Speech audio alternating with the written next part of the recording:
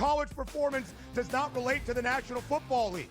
It never does. They played side by side with each other, and he wasn't as good as Quinn Ewers. That's an issue. That's a major issue. It wasn't that it wasn't as good as Quinn Ewers. Ever got to Texas. It wasn't that it wasn't as good as Quinn Ewers. It was Quinn Ewers' program, which Steve Sarkisian made very clear the entirety of the time that Arch Manning was in Austin. So for you to argue that because Ewers is a 7th-round pick, Arch Manning is not that good and not deserving of being first overall is asinine. It is wrong. It is incorrect. I told you he's going to be number 1 overall. My whole thing was I'm buying you're doing your thing now where you double down on a take that is incorrect. The best quarterback prospect to ever hit college football can't play He's over not, a 7th-round pick. There were 2 perfectly rated quarterback recruits in the history of the sport. Quinn Ewers couldn't even play at Ohio State. He couldn't even play at Ohio State. Quinn Ewers. Go look it up. The Early Line, only on SportsGrid. We're going to go through every single thing, and I've got a great team behind me that's going to help me get the job done. I want this to be the place that people come to. There is going to be an energy to game time decisions that you will feel night in and night out. We are going to hit every single one of those markets that you need to know about. We will have everything at our disposal, and we will use that to our advantage. There is not going to be a better place, I promise you, than Game Time Decisions. I'm Kevin Walsh. Tune in to Game Time Decisions weekdays on SportsGrid.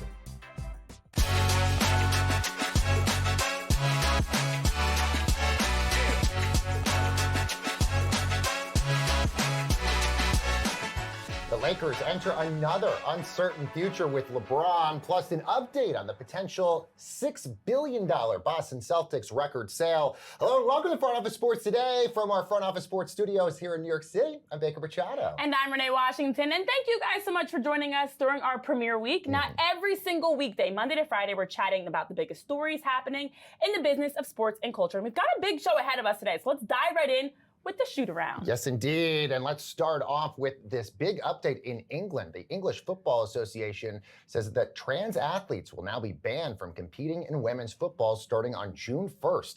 This after Britain's highest court ruled on what they say is the definition of gender under current equality laws. And the Scottish FA also announced earlier this week, Renee, a ban on trans athletes in women's football as well. Yeah, and you see there's a quote that they had, the English Football Association came out with, just saying how they understand that this is a difficult topic for people simply who want to play the game. They love.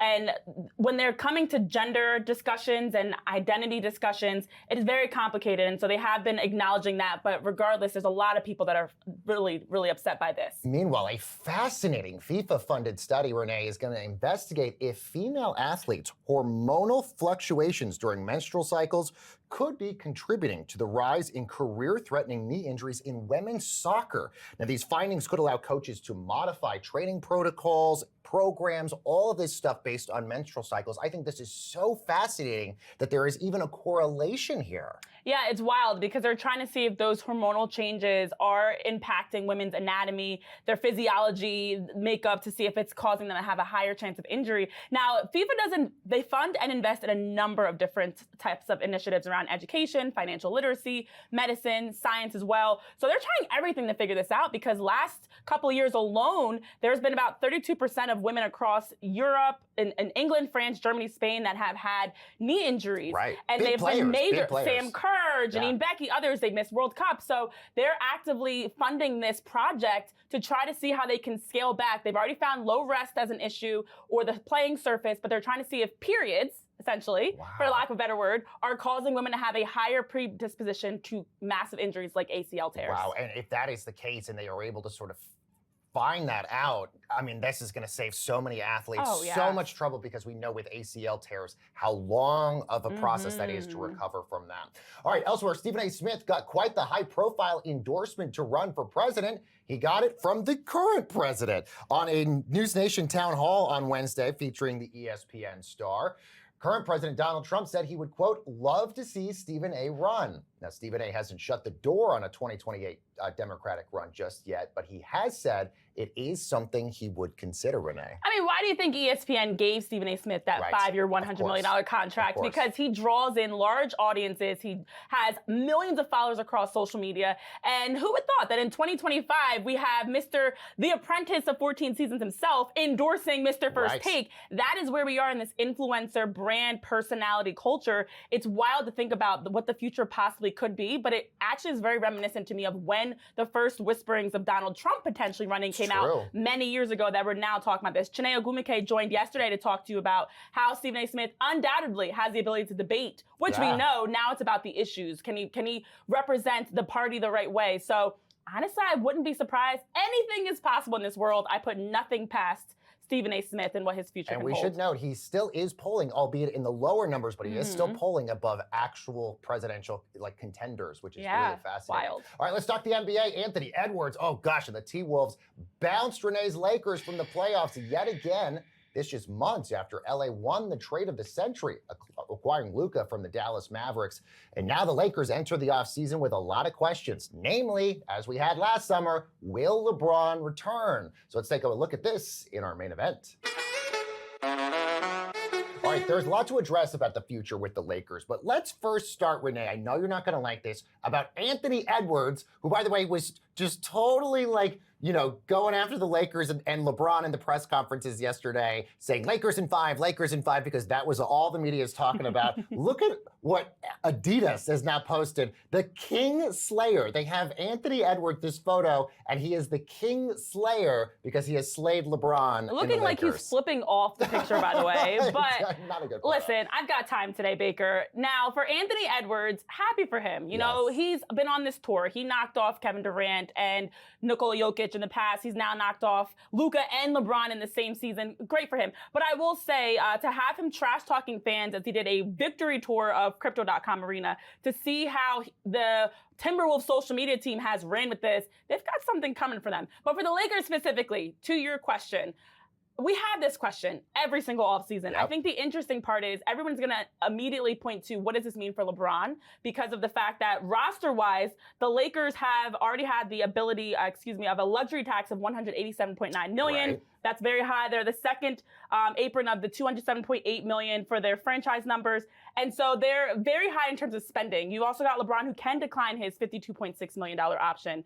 But at 40 years old, I've said this before, LeBron is retiring as a Laker. Right. It's not LeBron's fault. Him and Luka averaged 25 and 30 in the series. It's not their fault. This roster was not built, which is why J.J. Redick could only play 5 guys for the first time ever in NBA playoff history. This happened in the second half of Game 4. They were not built to go the distance, whether it was AD or Luka. This team, I don't think, was going to go far with this Western Conference. They don't have a center, which was sort of the problem. Bingo. Getting rid of Anthony Davis, because then you're sort of really lightheaded, or you're sort of very light in terms of the front court. But there's the other aspect here, which is the Luka max part of his contract, because Luka is eligible for a max deal this offseason. And if he would have stayed with Dallas, he was eligible for a 5-year extension worth $345 million. That now is off the table because of this deal. But Bobby Marks at ESPN thinks that this summer, Luka could actually get a 3-year, $165 million deal that would get him to 2028, 2029. And then afterwards, he would sort of recoup all of those losses that he had from the Mavericks contract that he lost out on. I think it's a no-brainer. He's going to sign with the Lakers, and the Lakers will keep him. But, this has been a very crazy year for the Lakers, not just the Luka trade, the Mark Williams attempt for that trade, extending their general manager, Rob Pelinka, losing to the Wolves in 5 games so fast. And then you also sort of have Reggie Miller criticizing J.J. Redick's coaching, in all of this. Well, the trade for Luka was not the solution. It was just one step closer for the Lakers because they still have other roster issues. Finney-Smith is also due $15.4 million next season. You've got Dalton Knecht, which rumors are already saying they might be looking to move on for him. Gabe Vincent, Rui Hachimura, Maxi Kleber, these guys are nearing the final year of their agreements. And so overall, contract-wise, they're kind of in a tricky situation. Of course, that Supermax for Luka being a big part of that. It's not as easy of a fix. We talked about this about Giannis Antetokounmpo as well with the Bucks. With these massive, high, expensive contracts that you have for LeBron and Luka alone, it's not easy to say they can bring in other pieces or trade him. So I know some other names, like someone like Capella has been brought up that they could look to acquire in the offseason. They need to see how they can pay to acquire a center and build. But I think LeBron, bigger question, is here to stay, and I think so is Luka. Okay, so let's talk about LeBron. Has a player option for about $50+ million to stay with the Lakers. He always signs these 2-year deals, which is good for him because it allows him to get out if he so wants to, but also gives the teams like the Lakers flexibility. But look, LeBron is 40 years old. And the time is running out. Obviously, there's questions about if Bronny is going to stay with the Lakers, because that was the whole reason why LeBron signed, it seemed like, to stay with the Lakers last year, was if Bronny was going to get drafted, which he was. But now you have LeBron, who's sort of running out of time here. Is he going to even win a title with Los Angeles? Does he now think, maybe I go to Cleveland? Maybe I go run it back to Cleveland in an area where maybe I could win again? I actually don't think LeBron's title chasing in the same way anymore, but the 4 championships he has. I mean, this Lakers roster with the 11 guys they have going into next season will be about $189.2 million that they already have committed. So I think LeBron is going to put on his GM hat and help with Pelinka and with their front office to figure out ways to get creative for this roster, because I think he wants to retire a Laker. This was a move for business deals for him, with all the work he does on the business side and production and outside, even with his school and everything he does outside of basketball. But I think ultimately this is for him a retirement plan. He can continue playing basketball. He can be in a major market like LA, which attracts huge fans to Crypto.com Arena and superstars. And on his business endeavors, he can actively tap into that too. So I think LeBron's title chasing days are a little bit over. If he gets another one, at 40 plus, another tip in the cap, but I think that we're going to see him as a Laker. All right, coming up next on Front Office Sports Today, NFL Network senior insider Ian Rappaport's going to join us. Could Dion join Shedeur in Cleveland? We got his interview coming up next. Don't go anywhere.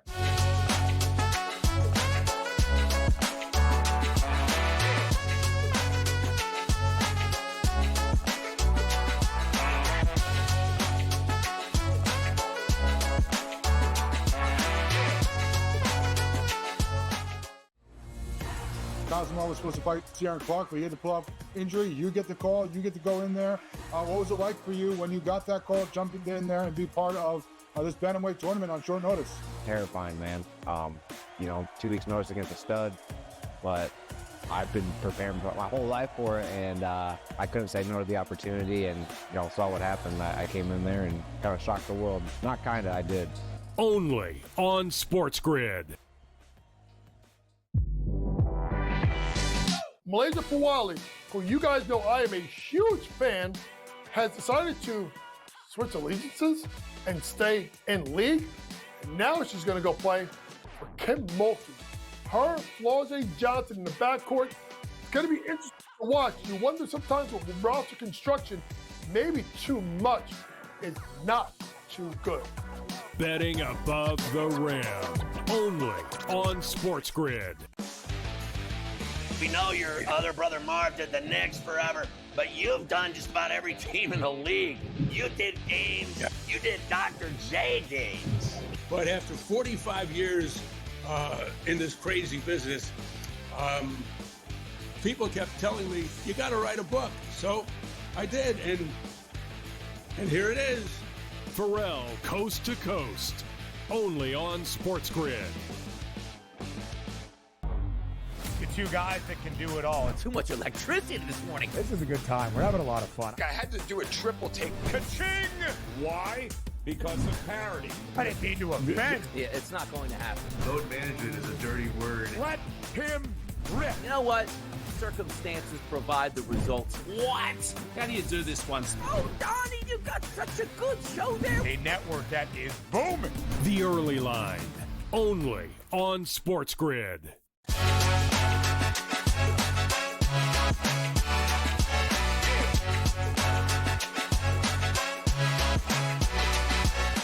All right, welcome back, everyone, to Front Office Sports Today with Renee Washington and Baker Machado and Abdul Carter, the draftee from the Giants, now the latest individual to say he, too, was prank called on the NFL draft. This, of course, comes after the NFL has fined the Atlanta Falcons and their defensive coordinator, Jeff Ulbrich, for a situation involving Ulbrich's son, Jax, who admitted to pranking Shedeur Sanders. So to get some more insight into why this keeps happening, let's bring in NFL Network senior insider Ian Rappaport. Of course, you can see him on Insiders on NFL Network weekdays at 7 p.m.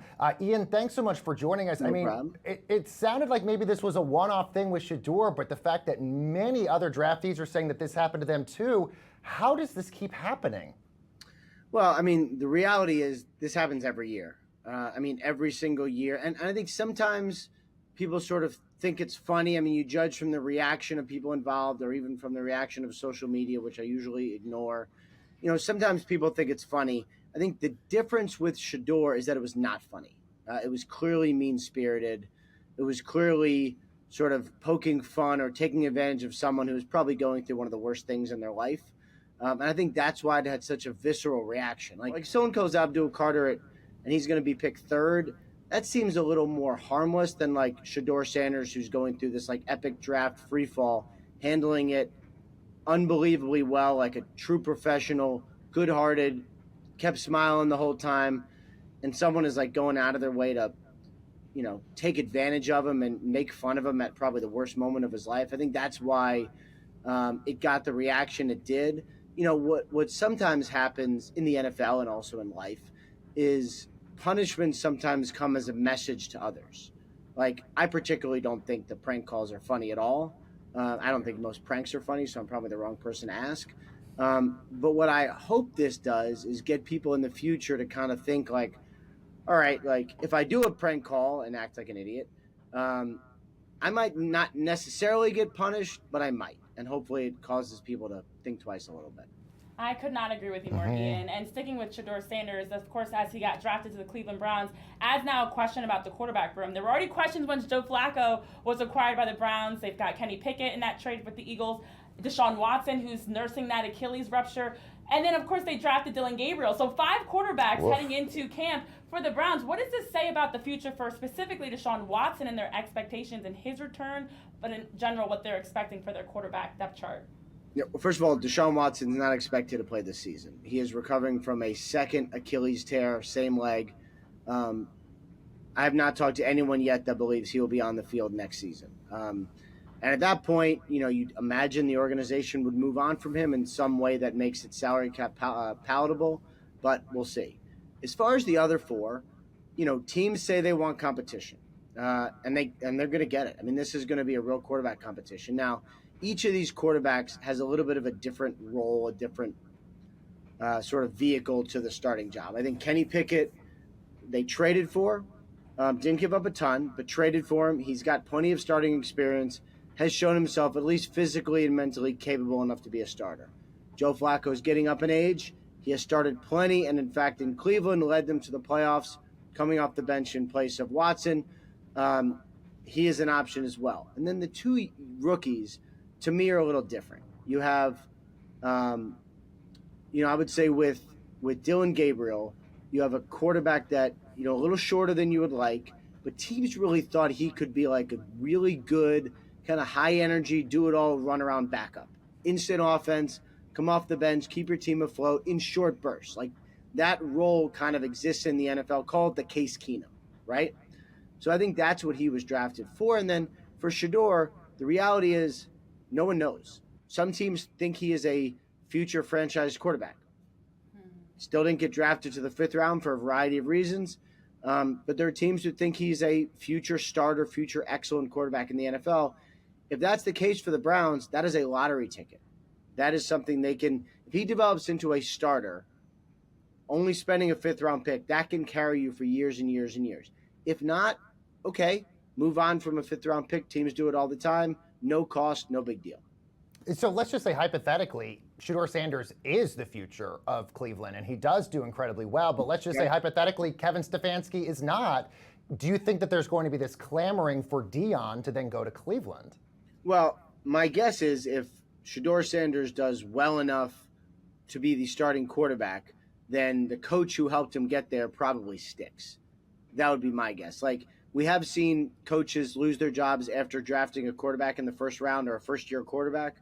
But usually when the coach is instrumental in helping the quarterback play the way he does, usually that coach is not in trouble. But let's say he is. Let's say things don't go great. There's always going to be that sort of pressure of whatever Shedeur is, whatever team Shedeur is on, of should Dion be the head coach. I don't even know that Dion wants to be a head coach in the NFL, to be totally honest. I mean, he's never said he does. And I don't know that it's the best for Shedeur anyway. But anyway, a lot of hypotheticals there. If that happens, we can come back on to discuss it, but a long way until that's even a possibility. True. And we'll have you back on if it does happen. Lots of hypotheticals. But last minute here for you, Ian. I'm curious, just shifting over to George Kittle with that historic deal he got as the highest paid tight end across the NFL in history. But the crazy thing about that deal was how he announced it. I mean, we've been seeing more and more players, not only is the market changing in terms of contracts, but the process of announcing and breaking news is changing where players are announcing it themselves. As someone that's always breaking news themselves, how much does this impact and change the landscape, even for your role, of how news is being released? Well, I would prefer I get to break all the news. Yeah. Like if any player wants to sort of do it themselves, they should just send me a video and I'll do it. And I think that would be that to me is the number one option. Always just give it to me and I'll handle it. Other than that, like if a player wants to sort of break their own news, as long as they have a handle on it, like as long as they're not waiting till 2 days after they sign, but it'll get out anyway. Like I'm sort of okay with it, like I don't own all the news. It's not like it's my job to go find it, but it's not like I'm entitled to it, So if they want to give it to their buddies at, the Bussin' podcast or like McAfee broke the Saquon news on his extension, these guys do things for a living too. These guys are excellent at what they do. If player wants to go to them to break it, or if they just happen to break it, that's all good. They earned it. They deserve it. I don't really have any problem with it. All right, we're fine with that too, as long as Ian gets some of those scoops as well. Ian Rappaport joining us here on Front Office Sports today. Ian, thanks so much. All right, thanks for having me, guys. And we have a lot more Front Office Sports today coming your way right after this.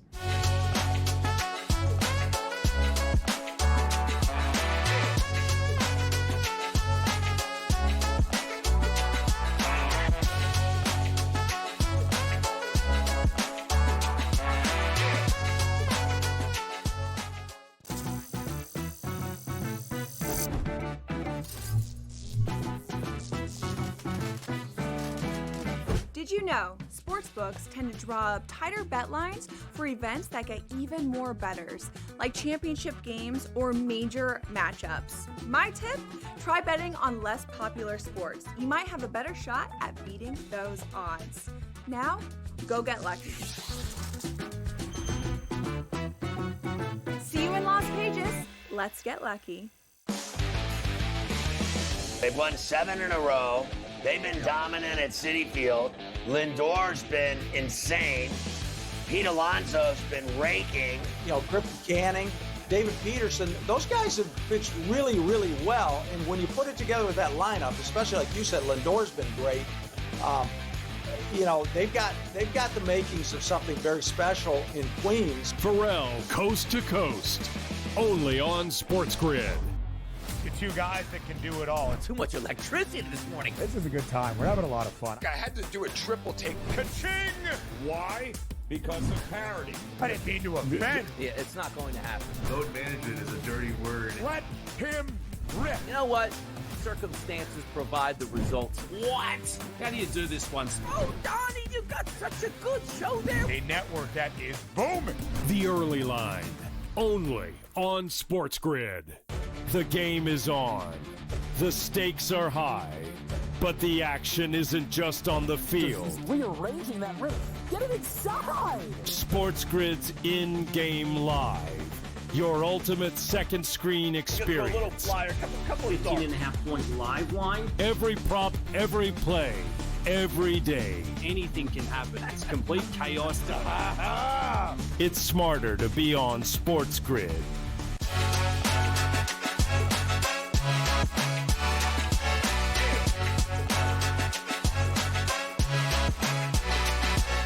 Hey friends, welcome back to Front Office Sports Today with Renee and I'm Baker, and we're learning a little bit more about the proposed deal that the Boston Celtics are going to be selling for about $6 billion. We're learning a little bit more information on what's going to happen here. So let's bring in our Front Office Sports Deals reporter, Ben Horney, who's also the author of the brand new newsletter Asset Class, which covers all sports and finance, and it launches on Tuesday. Ben, thanks so much for joining us. Congratulations. So what are we learning now about Bill Chisholm and this deal? Yes, so it's been an interesting deal. The Celtics were sold in late March for a record $6.1 billion, and almost immediately there were questions about whether Bill Chisholm had the money to do the deal. There were reports that a private equity firm was putting more money in than him, which is not allowed under NBA private equity ownership rules. So what we're learning today from two sources is that he has the money. He's actually oversubscribed, is what we're told, which means he has more money than he even needs, that the deal is going to be compliant with the NBA rules, and that it's expected to be buttoned up within a week or so. So it won't be finally approved until June when the rest of the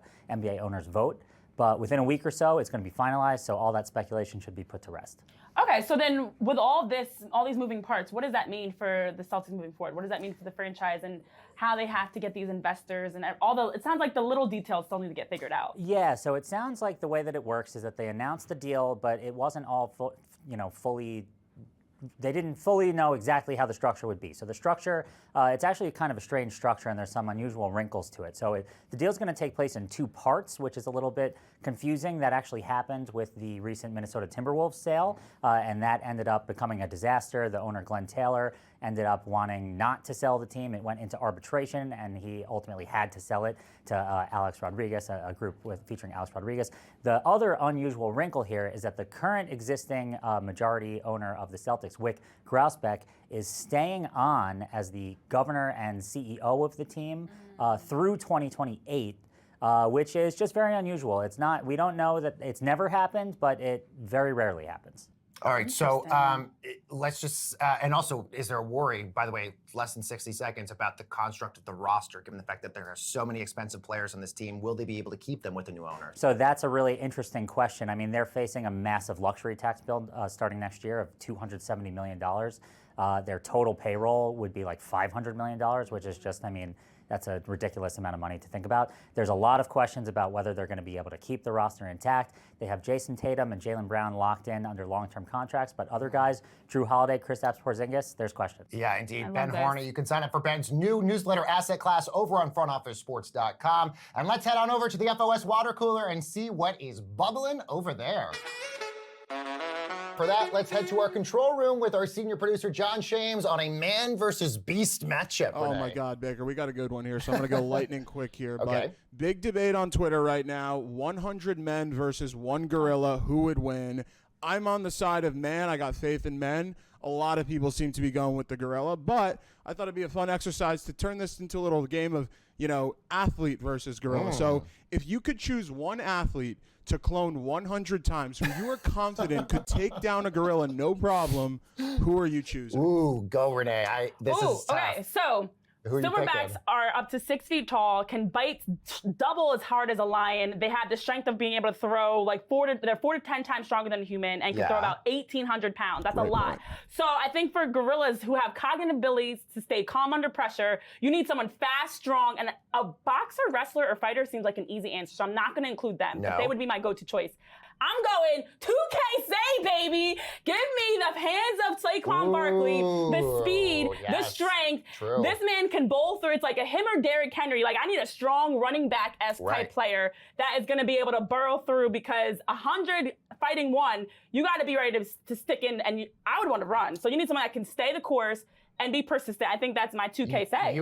Saquon is going to tush-push his way off of that gorilla. Guys, I'm not even going an athlete here. I'm going Nikola Jokic's brother. That is a guy I do not mess with him. I had 100 of them. They would literally have world domination. So I am taking Nikola Jokic's brother 100 times. What do you think, Shane? I love that. I think in the back, my vote's going to be Jalen Duren on the Pistons, who just looks mean as hell. Yes. He's a big boy, like 7 feet tall. Bring in the 7-footers, it kind of changes the game. Other guys in the back here, Rishi and McKenna?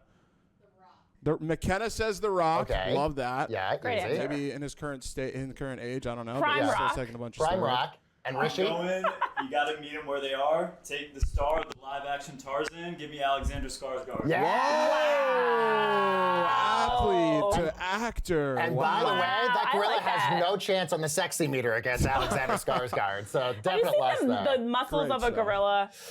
James, thank you so much for playing this. I love this game. We'll have to play this game a lot more often. I love All right, guys, it. we are giving you a preview of the Kentucky Derby coming up on tomorrow's show. Please join us for that. For Renee Washington and Baker Machado, we'll see you tomorrow. Bye.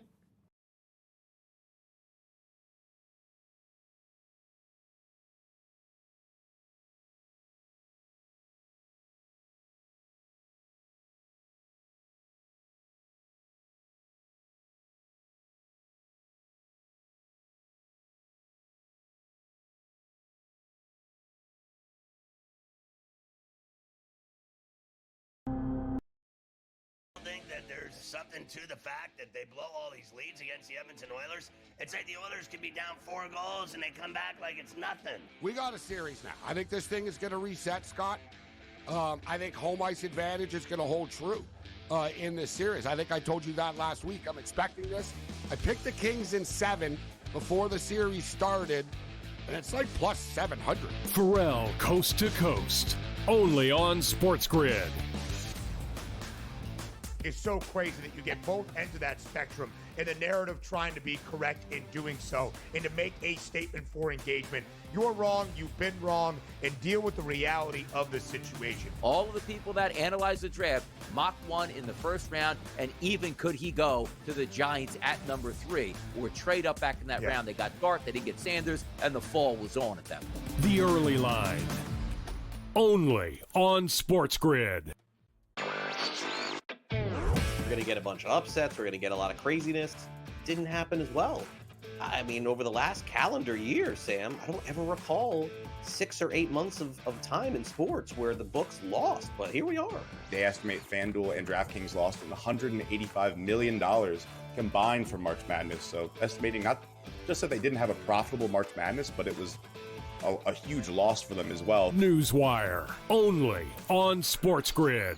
We're going to go through every single thing, and I've got a great team behind me that's going to help me get the job done. I want this to be the place that people come to. There is going to be an energy to game time decisions that you will feel night in and night out. We are going to hit every single one of those markets that you need to know about. We will have everything at our disposal, and we will use that to our advantage. There is not going to be a better place, I promise you, than Game Time Decisions. I'm Kevin Walsh. Tune in to Game Time Decisions weekdays on SportsGrid.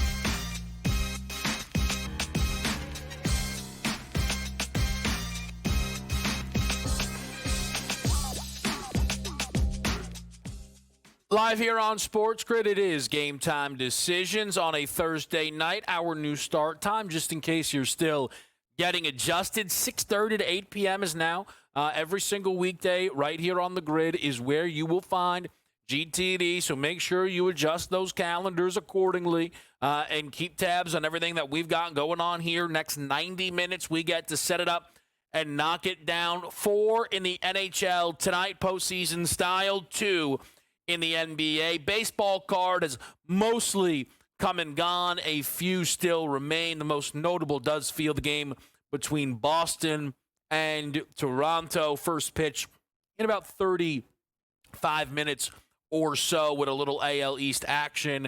The main events on this card tonight, though, undoubtedly it is postseason basketball with the Knicks, Pistons, as well as, of course, Denver and LA.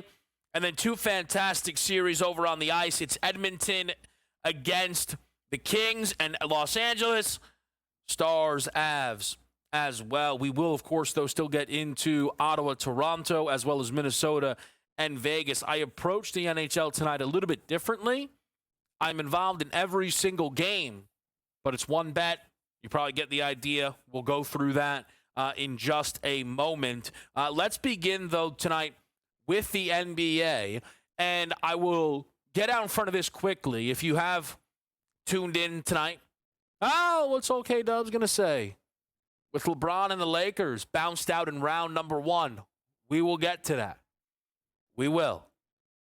But not yet, because I want to get some picks onto the board here and talk about what is still up in the air. And this Knicks-Pistons series is far more up in the air than I had anticipated entering into this series. Pre-series, I thought that the Knicks would get this done in 5, at most 6 games. Here we are. They had a chance to close it out in 5. They're a slight dog with a chance to close it out in 6.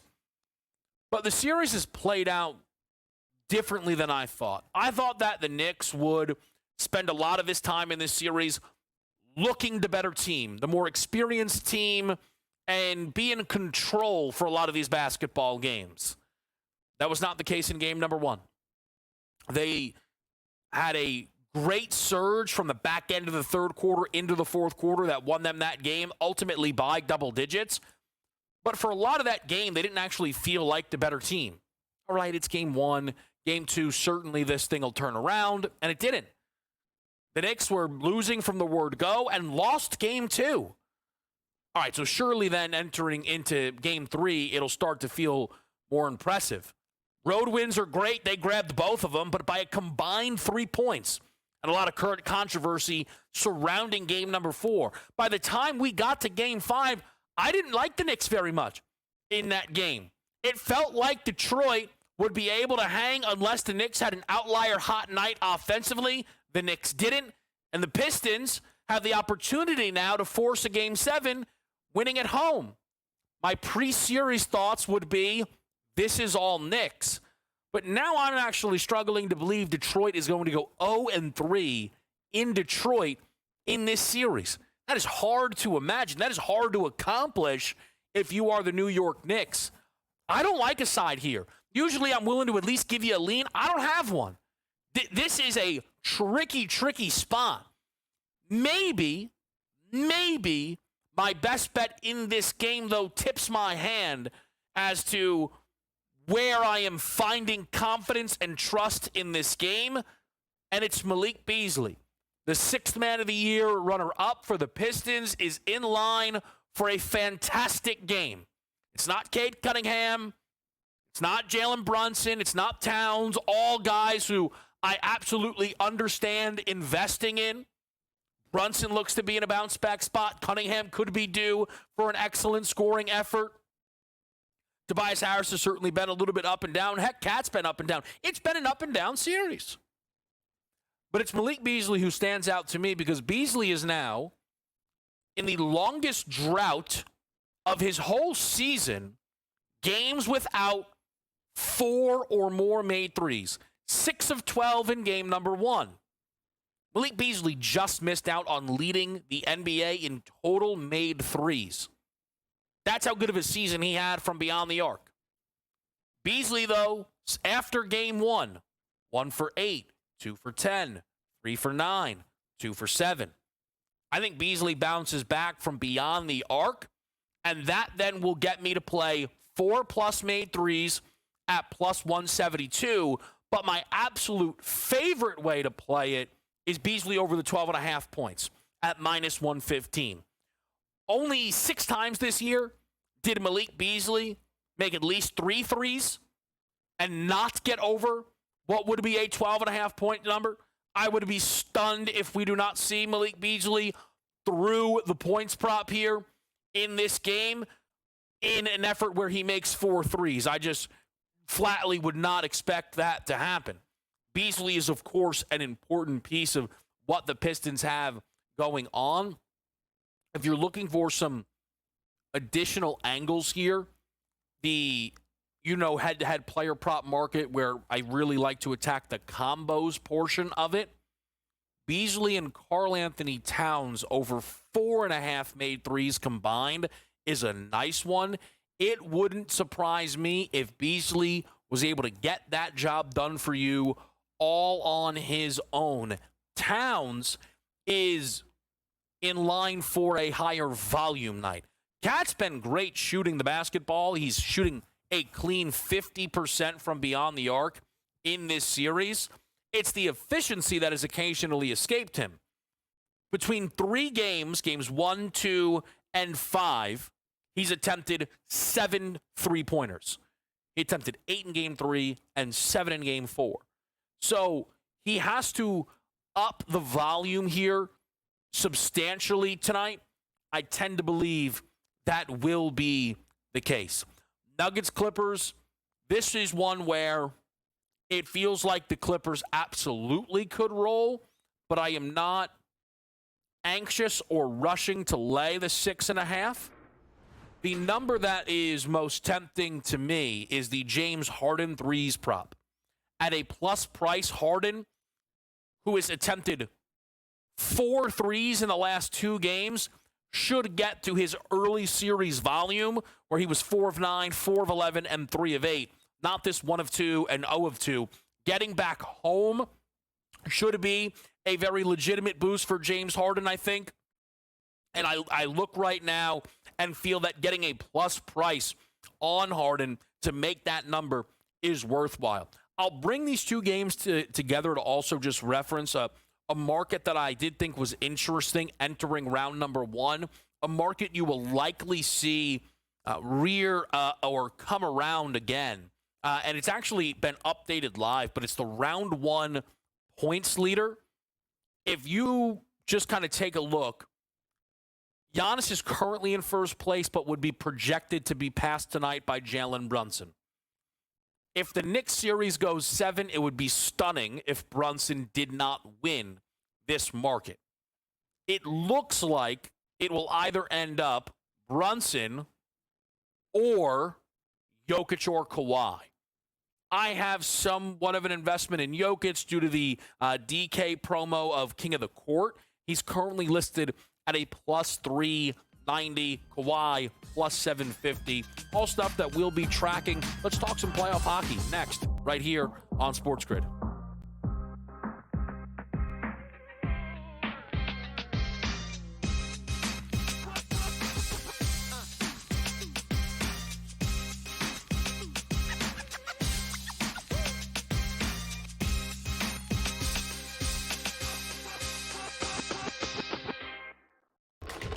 Enter into the magical world of McLuck.com, where even the smallest of spins can win real cash prizes.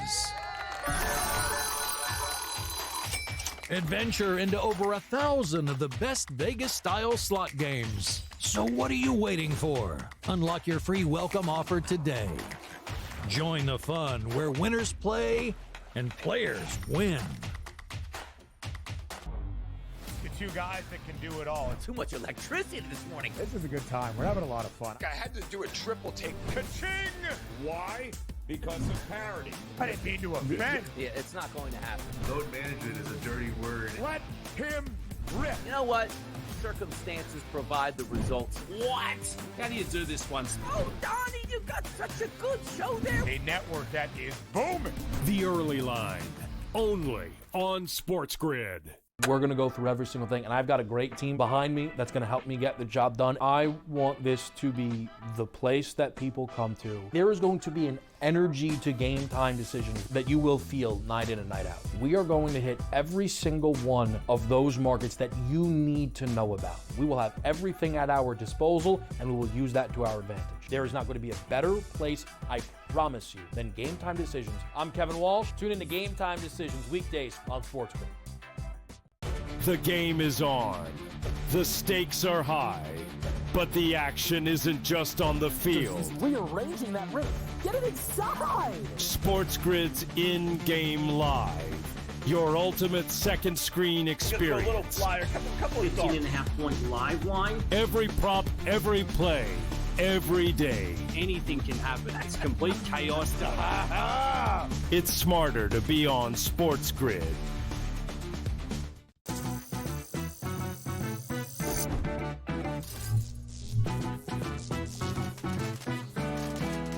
Did you know sportsbooks tend to draw up tighter bet lines for events that get even more bettors, like championship games or major matchups? My tip, try betting on less popular sports. You might have a better shot at beating those odds. Now, go get lucky. See you in Las Vegas. Let's get lucky.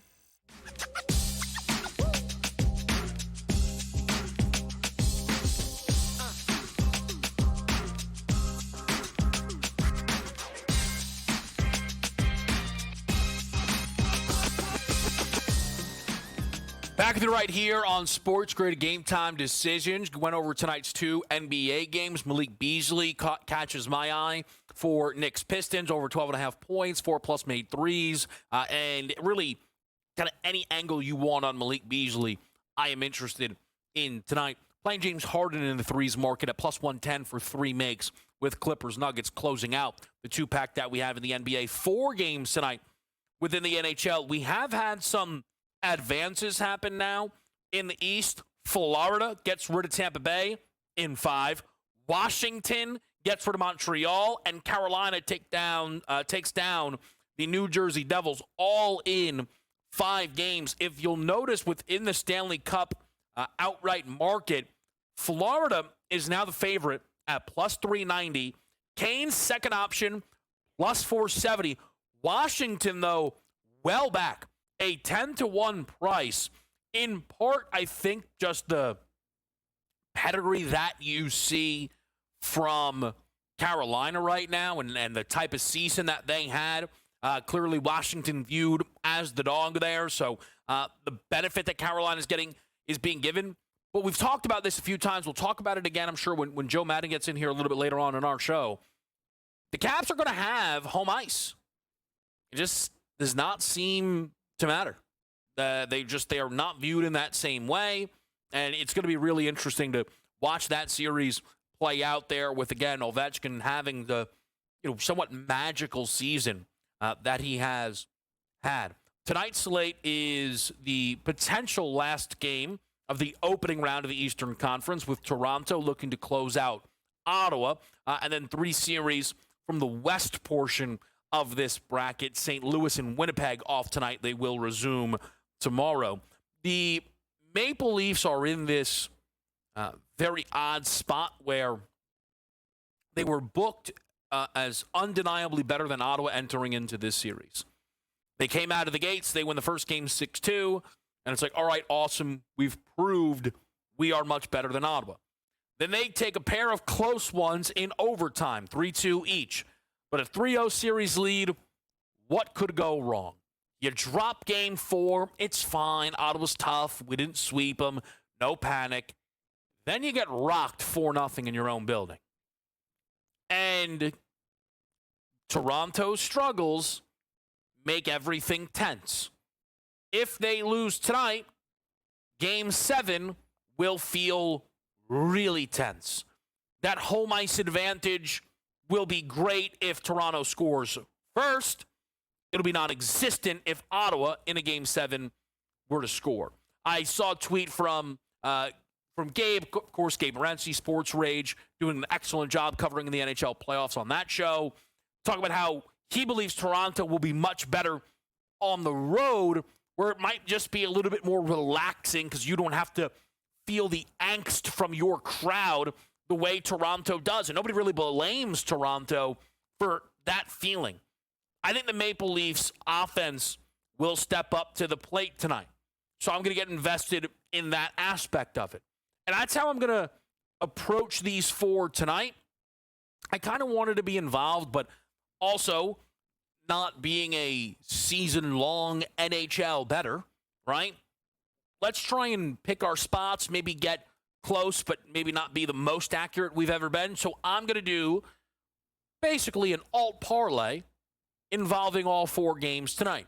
So I started off with Toronto over 1.5 for their team total, and make the same or take the same leg with Vegas, road favorite at Minnesota. The Golden Knights offense to me is in line for a really strong game. They've not really had an excellent one here against the Wild. They scored 4 in game 1. They scored 4, but it was in overtime in game number 4. I think Vegas tonight gets you at least 2, which they have done in every single game this series. I'm going to put their team total over 1.5 in the mix. Avs Stars, it's been a fun one here. Dallas, the pre-series dog, despite home ice advantage, is a considerable dog tonight because the Avs are not anticipated to go out in this round. They've got pedigree. We know that entering into this spot here. But Dallas jumped all over Colorado, winning another game on the road in this series with a great offensive effort. 6 goals they put in the net. I don't imagine anything that resembles that type of effort. Stars team total under 4.5. They score 5. That would be stunning. Is leg 3. And then the final, the most simple, but over 4.5 in Edmonton, LA. This was an over series through the first 4 games. 6-5, 6-2, 7-4, 4-3. Gets there in overtime. You get a bang under in game number 5. A tense game, an important game, an understandable under that happens.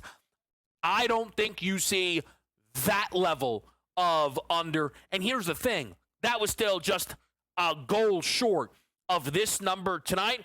Not the best price you've ever seen. It's plus 109. If you said, for me, if you say, hey, get rid of the parlays, this, that, yes, I would play Toronto. I would play Vegas to score in the first period.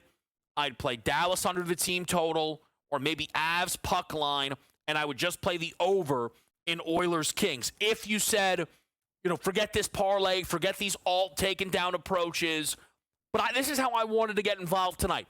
A plus 109 price, 4 legs, 4 great games on the slate tonight, and we see how many of these series are ultimately closed out. You're in a situation right now. Dallas has the chance to pull off this upset. Edmonton, if they do get rid of LA, that would be an upset.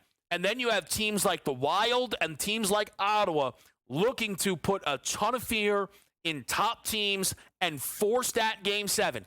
Even if they're going to be on the road, you put the pressure on the favorite. We'll find out if they are able to do so tonight. It should be a lot of fun to follow. So that's where I'm at for the NHL. We have gone over the NBA. Speaking, though, of the NBA, let's not wait any longer. The LA Lakers and their struggles and their season being over. The takeaways next on SportsGrid.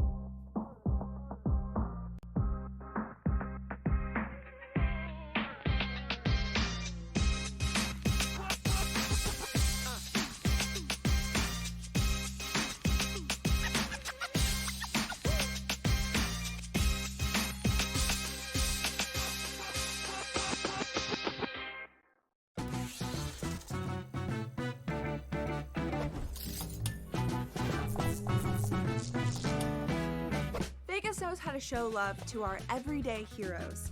So if you're a first responder, you are in for some perks. Lots of hotels and casino offer big discounts to any first responders who can show valid work or volunteer ID. So treat yourself to a discounted stay. You deserve it. See you in Las Vegas. Let's get lucky. Second game of doubleheader. We don't know exactly who's going to be in the lineup, and maybe you get an extended game number 1, which means tired bullpens and closers used up, which aren't available for game number 2, and maybe finding some extra shots here. But I do think the pitching matchup more susceptible, Tom, to runs here. This is part of what we look at. Like I said, I don't expect both teams to win. So we have a pitcher who may not be sustainable at 28.6, but he's playing well right now. Pro Baseball Today, only on SportsGrid. If you're going to trade Durant, right, it means things are getting weird anyway. Teams are going to, before they go for Durant, they're going to go for Devin Booker. That's just the reality of it. You get rid of Durant, or do you do the crazy one? Because you're so far out of the West, you get rid of Booker, because D-Book will bring you far more in a return. Betting above the rim, only on SportsGrid. The game is on. The stakes are high, but the action isn't just on the field. He's rearranging that roof. Get it inside! SportsGrid's in-game live. Your ultimate second screen experience. Just a little flyer, couple of 15.5 points live line. Every prop, every play, every day. Anything can happen. It's complete chaos. It's smarter to be on SportsGrid.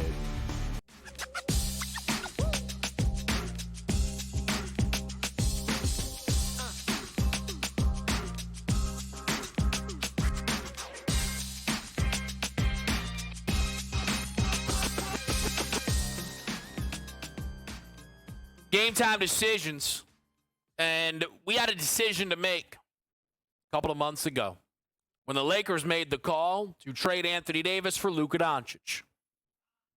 A lot of panic in the streets. Is it even real? And at that moment, with the uncertainty, it was clear to me that Lakers futures could be had at that moment. You would get the best of them.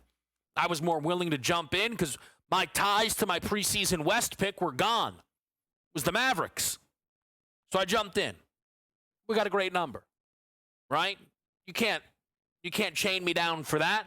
But then I backed the Lakers to make it out of the West. They didn't not just make it out of the West, they didn't make it out of round one. They didn't win multiple games in this postseason. And there is certainly a way to divvy up this blame pie. But I'm going to start this with LeBron. Because if you just take a look, there's been some shots taken, unsurprisingly, at LeBron.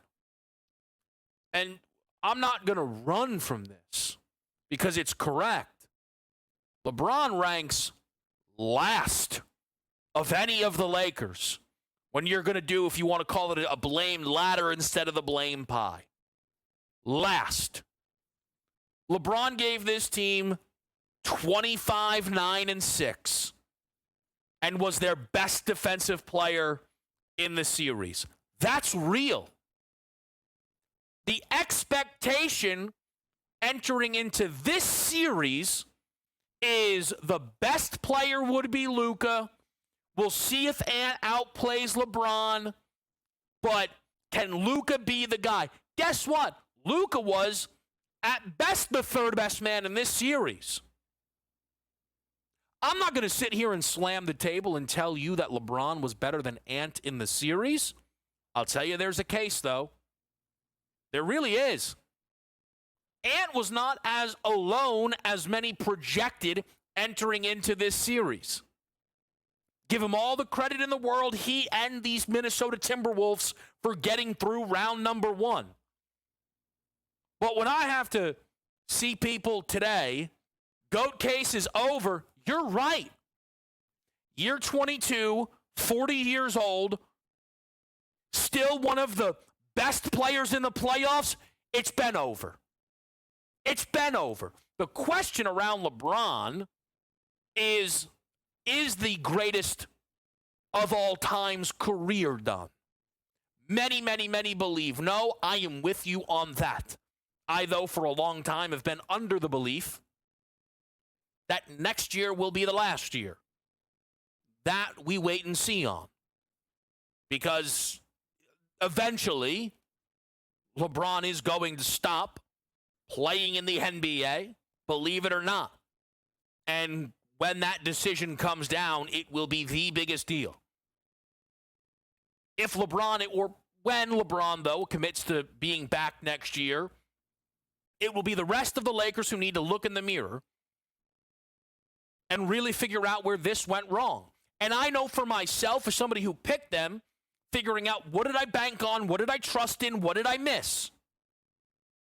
And the main thing to me does land at J.J. Redick. I thought J.J. had a great season. I thought he belonged on Coach of the Year ballots inside that top three. But J.J. Redick in the postseason, it was disastrous. Rudy Gobert is routinely played off the floor in the postseason. He had maybe the greatest game of his entire NBA career in the postseason to close the Lakers out on their home floor. The Lakers lost a game on their home floor with their season on the line to an opponent who had one of the worst three-point shooting games the league has ever seen. Because the Lakers consistently in this series could not score. It is why I said 2 games into this series, knotted up at 1, well, I thought the Lakers could still get through the round, had no chance to get through the West because the offense was not good enough. And that being true while LeBron and Luka are on the roster, that's unacceptable. JJ, I get it, not pleased to hear his inexperience being pointed at for some of the decisions. Here's the deal, though, JJ. What you did in game number 4, playing 5 guys for a whole half, you'll never do again because you learned from it. JJ, though, not alone.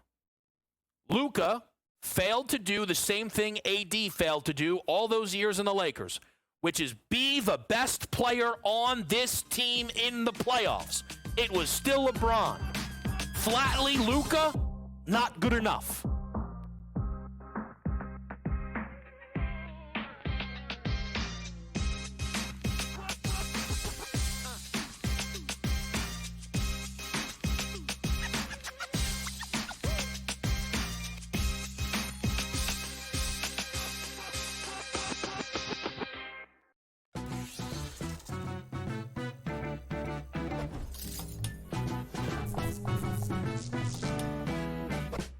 knows how to show love to our everyday heroes. So if you're a first responder, you are in for some perks. Lots of hotels and casino offer big discounts to any first responders who can show valid work or volunteer ID. So treat yourself to a discounted stay. You deserve it. See you in Las Vegas. Let's get lucky. Second game of doubleheader. We don't know exactly who's going to be in the lineup, and maybe you get an extended game number 1, which means tired bullpens and closers used up, which aren't available for game number 2, and maybe finding some extra shots here. But I do think the pitching matchup more susceptible, Tom, to runs here. This is part of what we look at. Like I said, I don't expect both teams to win. So we have a pitcher who may not be sustainable 28.6, but he's playing well right now. Pro Baseball Today, only on SportsGrid. If you're going to trade Durant, right, it means things are getting weird anyway. Teams are going to, before they go for Durant, they're going to go for Devin Booker. That's just the reality of it. You get rid of Durant, or do you do the crazy one? Because you're so far out of the West, you get rid of Booker, because D-Book will bring you far more in a return. Betting above the rim, only on SportsGrid. The game is on.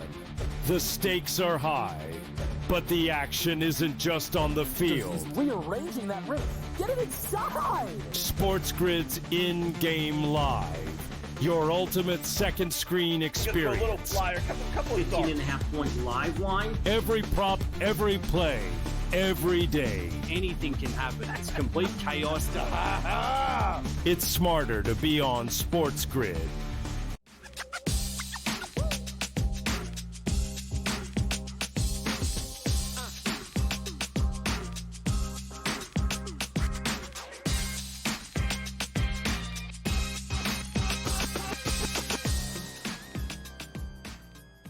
Game Time Decisions live with you on a Thursday night. 4 games for the NHL playoffs tonight. To help us break that down, it is Joe Madden. Joe, we appreciate you making some time. I want to get right into it because the puck's going to drop pretty shortly in Ottawa.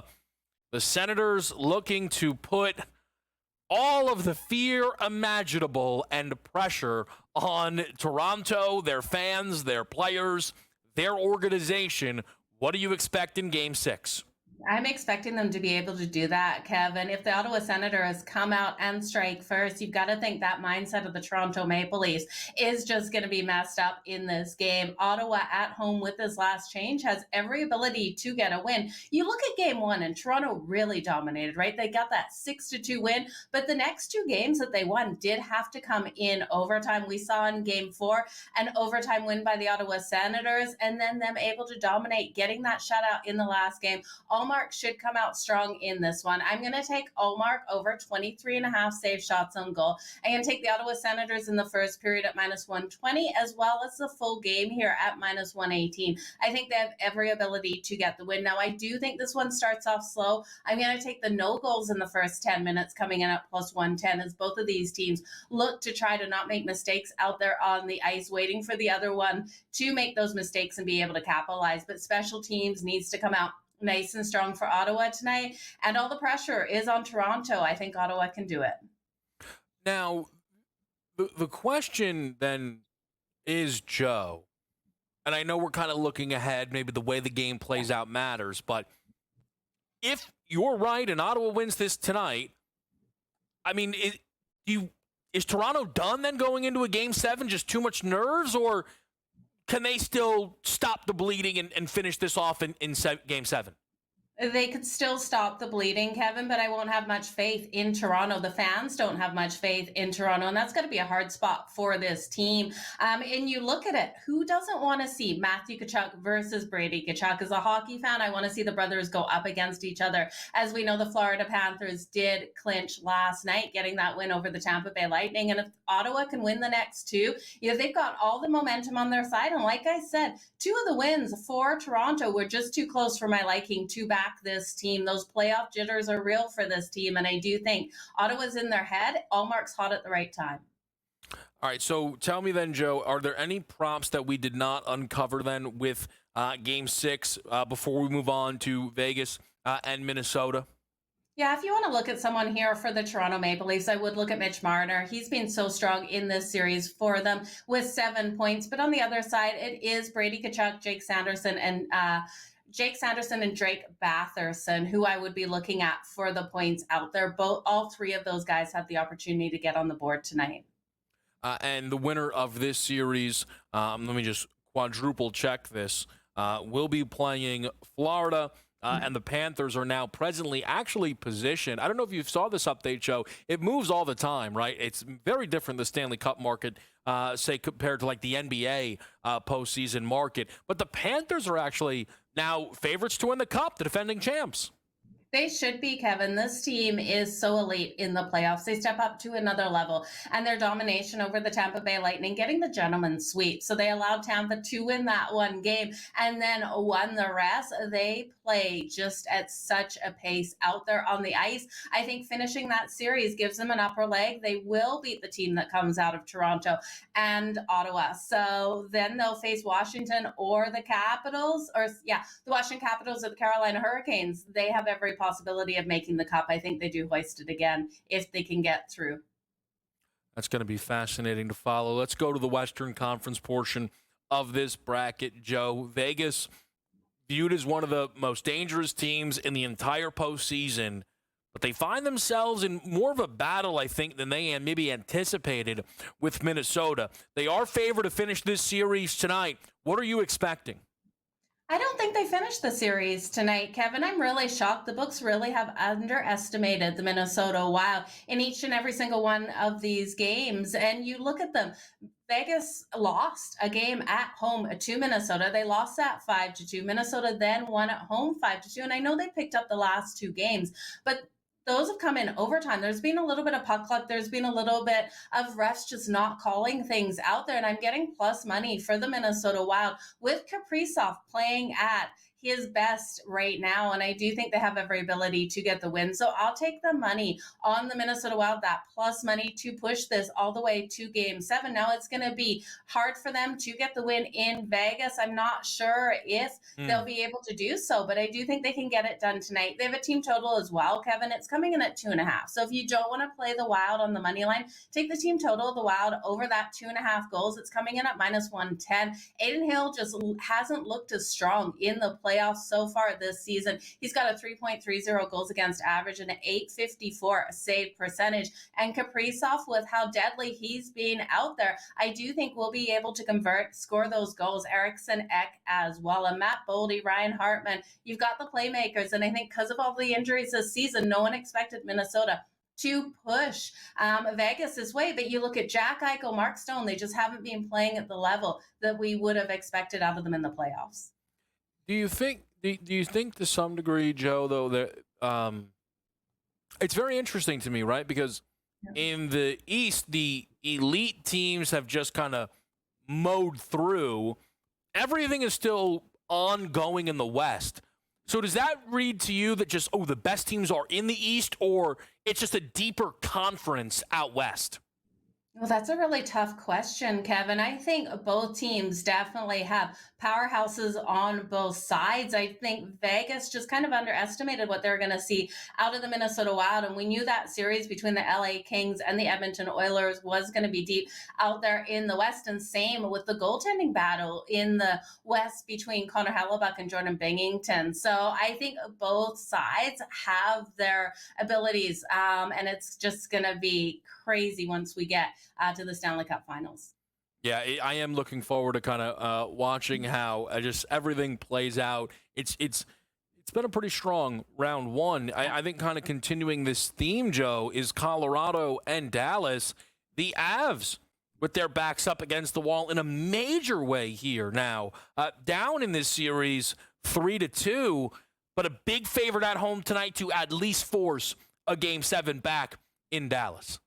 You're going to have to lay so much juice on Colorado here if you want to take them straight up on the money line, Kevin. And I can't get there, but I do think they can force a Game 7. And I actually will go as far as saying bet them right now to take the series because I do think they can take it over the Dallas Stars. I look at Mackenzie Blackwood in that last game, and he just wasn't as solid as we've seen him during the rest of this series. And I'm looking for that bounce back out of Mackenzie Blackwood. People saying they don't have a goaltender. And I looked at this series and I went, that was my biggest fear for Colorado, but he's really stepped up. Before that last game, he had a 1.60 goals against average and a .939 save percentage, and I'm expecting him to return to that form here versus the Dallas Stars. So give me Colorado in the way that I'm going to fade the Dallas Stars team total. Under 2.5 for the team total here for the Dallas Stars at -104. Then give me Cale Makar for 2+ points in this one, coming in at +210.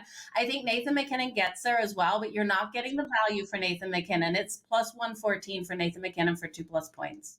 Yeah, the MacKinnon price is not cheap, and it's not that easy to come across a goal in the postseason.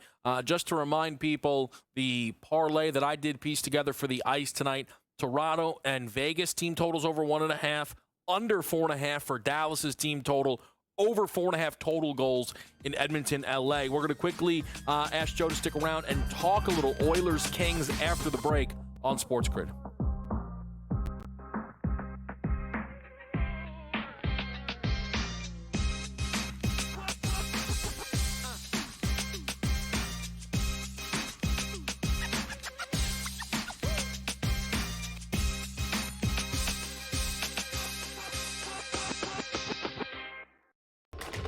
Enter into the magical world of McLuck.com, where even the smallest of spins can win real cash prizes.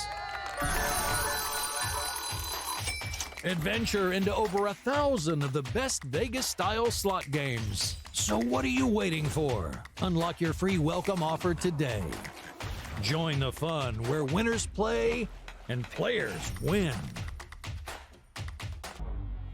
Two guys that can do it all. Too much electricity this morning. This is a good time. We're having a lot of fun. I had to do a triple take. Ka-ching! Why?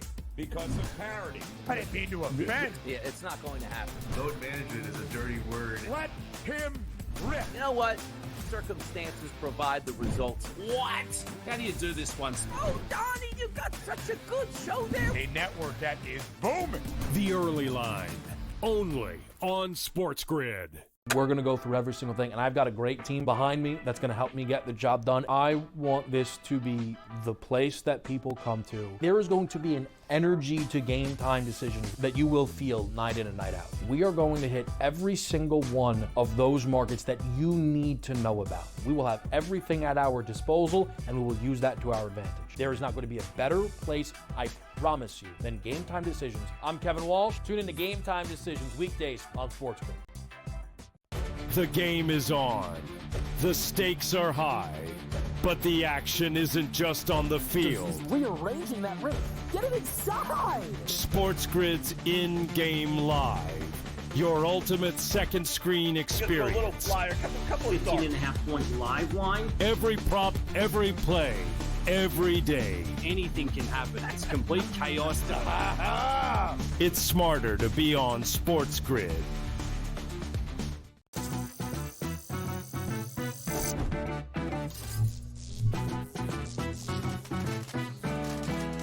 Did you know sportsbooks tend to draw up tighter bet lines for events that get even more bettors, like championship games or major matchups? My tip, try betting on less popular sports. You might have a better shot at beating those odds.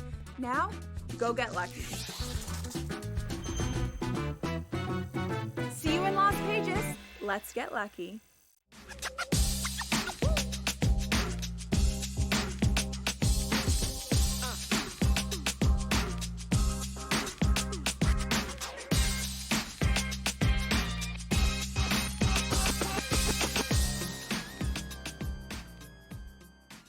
All right, back with you right here on SportsGrid, and it is Game Time Decisions. We made a few to set you off into Ottawa, Toronto. We've actually covered the first 3 games already on tonight's NHL postseason card, Ottawa, Toronto. Then you get into Minnesota where they host the Vegas Knights. And then, of course, a huge one with Colorado needing to win to force a Game 7 against the Dallas Stars. The night game, Joe, the late game, it's Edmonton, LA. The Oilers, pre-series underdogs, losers of the first 2 games in this series, have won 3 straight and are pretty decent favorites to close this one out. I know pre-series you felt good about LA. I know a few people did. I spoke to Tom Vecchio, he did.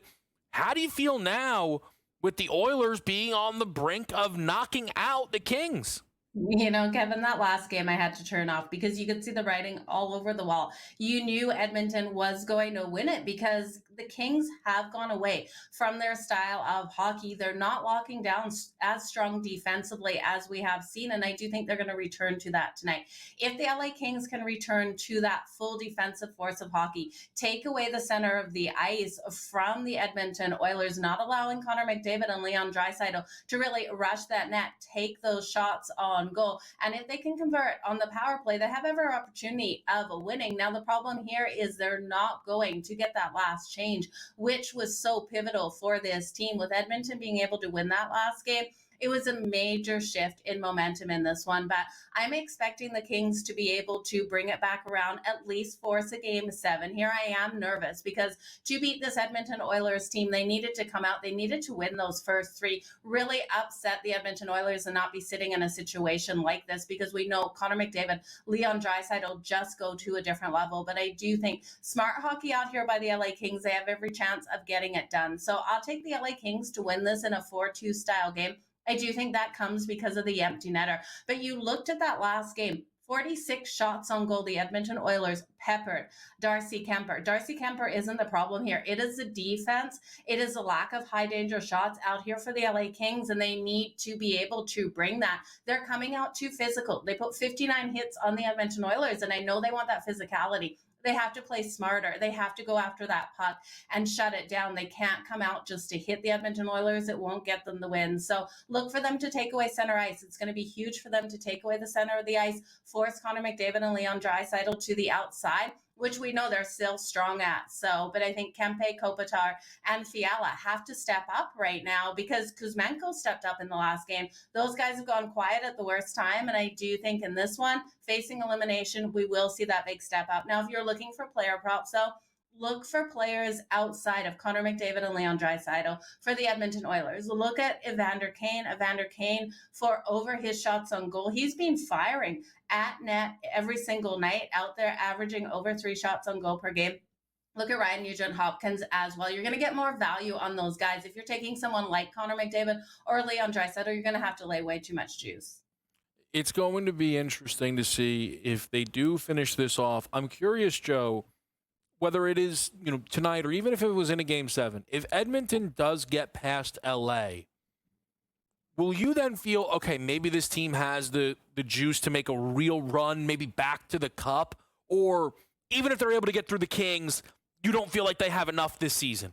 I still don't trust their goaltending, Kevin, and that's what it comes down to for me. They're going to have trouble if they make it to the Western Conference. I do think they're going to struggle because of those goaltending issues, and I know Pickard coming in here for Stuart Skinner has played really strong. You look at him, he's got a .915 save percentage in the games that he's played since coming in Game 4, but I just don't think it is enough. You look at those defensive struggles that Edmonton does face as well, and their special teams took forever to break through on the LA Kings, and other teams will be able to do so, especially if the Winnipeg Jets make it to the Western Conference as well, because I think that will be the toughest battle for the Edmonton Oilers. So I just don't see it, Kevin. You've got to have that goaltender with the name recognition, like Connor Hellebuyck, who hasn't been performing at the level, but I would rather have a Connor Hellebuyck that gets hot at the right time, or an Ullmark that gets hot at the right time, than a goaltender that has been hot that we didn't trust going into the playoffs.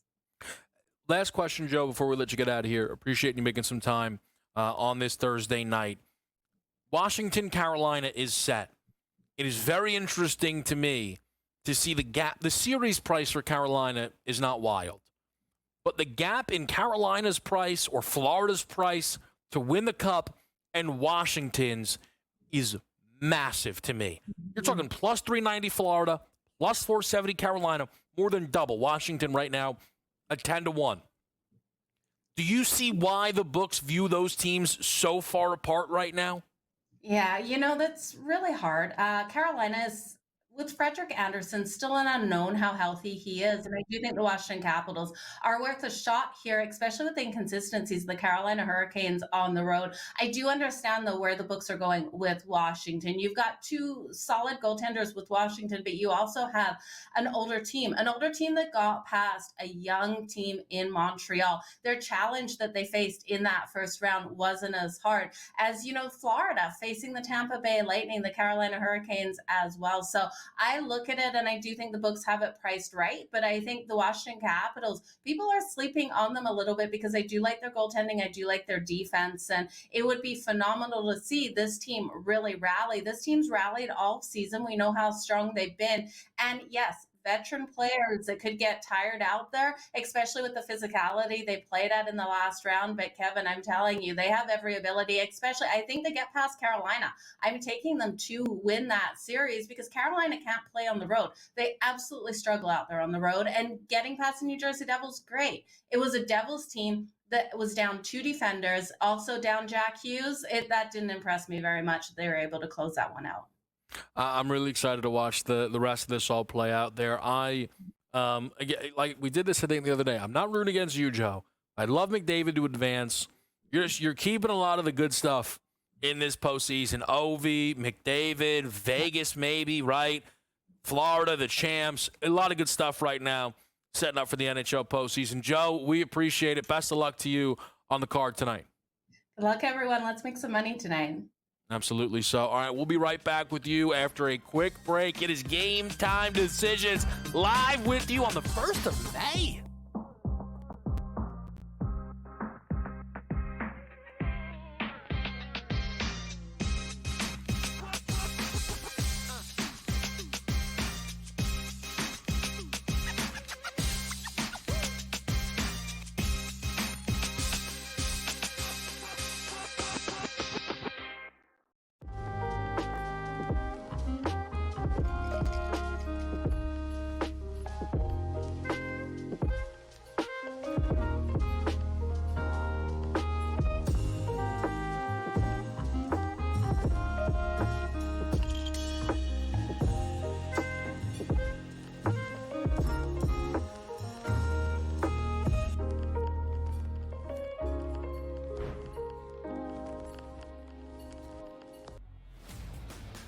Your college performance does not relate to the National Football League. It never does. They played side by side with each other, and he wasn't as good as Quinn Ewers. That's an issue. That's a major issue. It wasn't that it wasn't as good as Quinn Ewers. Ever got to Texas. It wasn't that it wasn't as good as Quinn Ewers. It was Quinn Ewers' program, which Steve Sarkisian made very clear the entirety of the time that Arch Manning was in Austin. So for you to argue that because Ewers is a 7th-round pick, Arch Manning is not that good and not deserving of being first overall is asinine. It is wrong. It is incorrect. He's going to be number 1 overall. My whole thing was I'm buying you're doing your thing now where you double down on a take that is incorrect. The best quarterback prospect to ever hit college football can't play. He's over not a 7th-round There were pick two who didn't even perfectly play rated good. quarterback recruits in the history of the sport. Quinn Ewers couldn't even play at Ohio State. He couldn't even play at Ohio State. Quinn Ewers. Go look it up. The Early Line, only on SportsGrid. We're going to go through every single thing, and I've got a great team behind me that's going to help me get the job done. I want this to be the place that people come to. There is going to be an energy to game time decisions that you will feel night in and night out. We are going to hit every single one of those markets that you need to know about. We will have everything at our disposal, and we will use that to our advantage. There is not going to be a better place, I promise you, than Game Time Decisions. I'm Kevin Walsh. Tune in to Game Time Decisions weekdays on SportsGrid.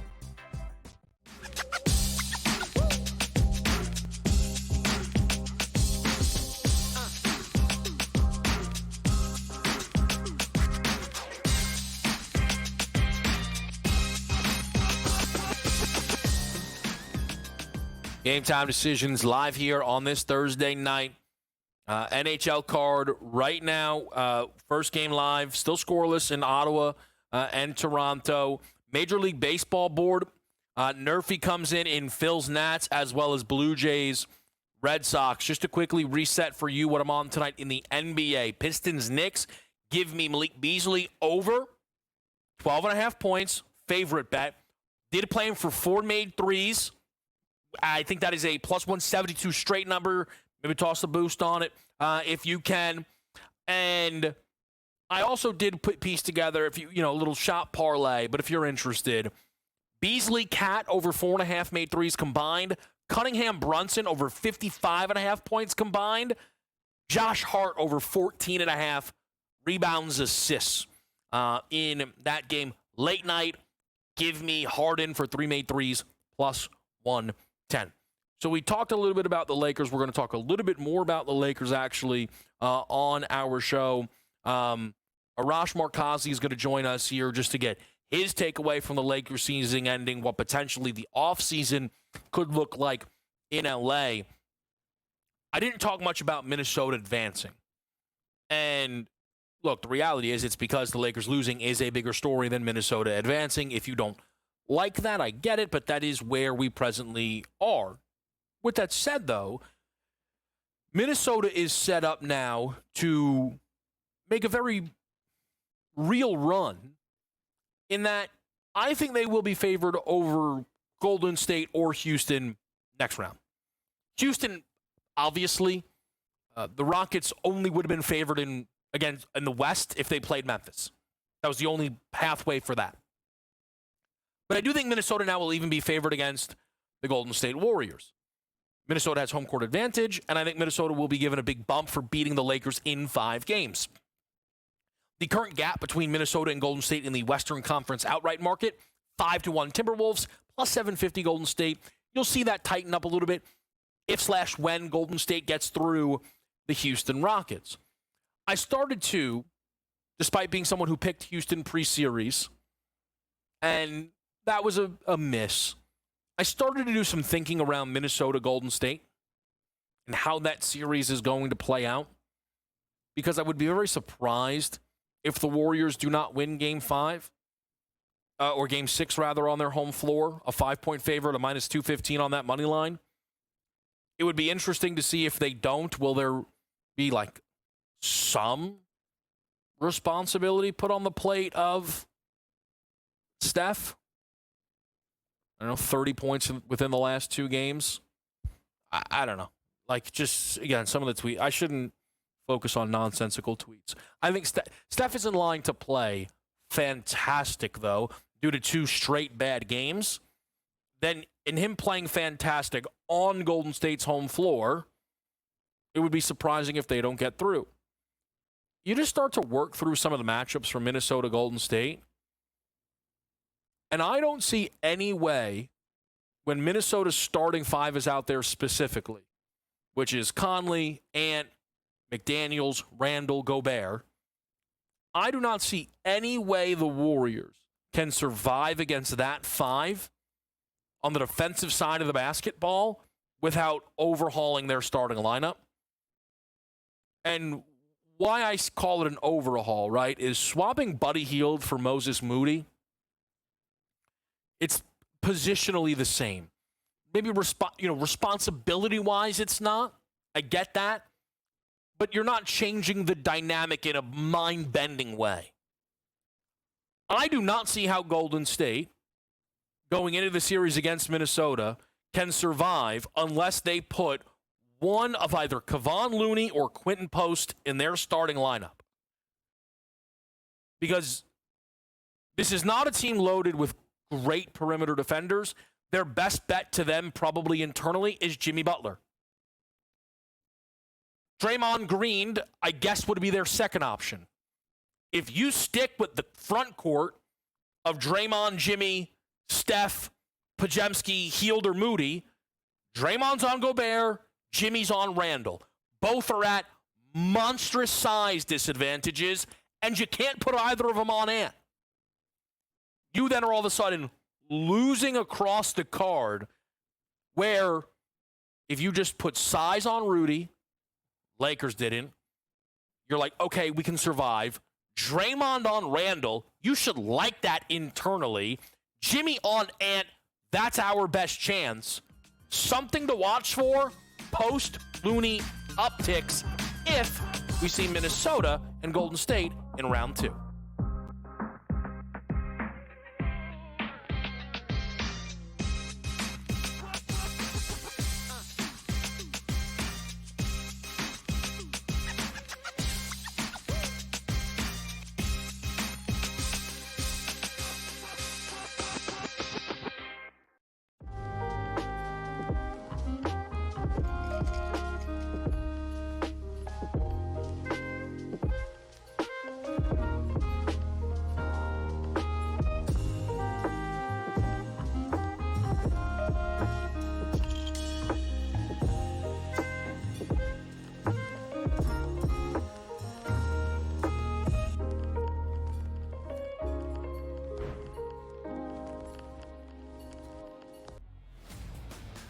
Your college performance does not relate to the National Football League.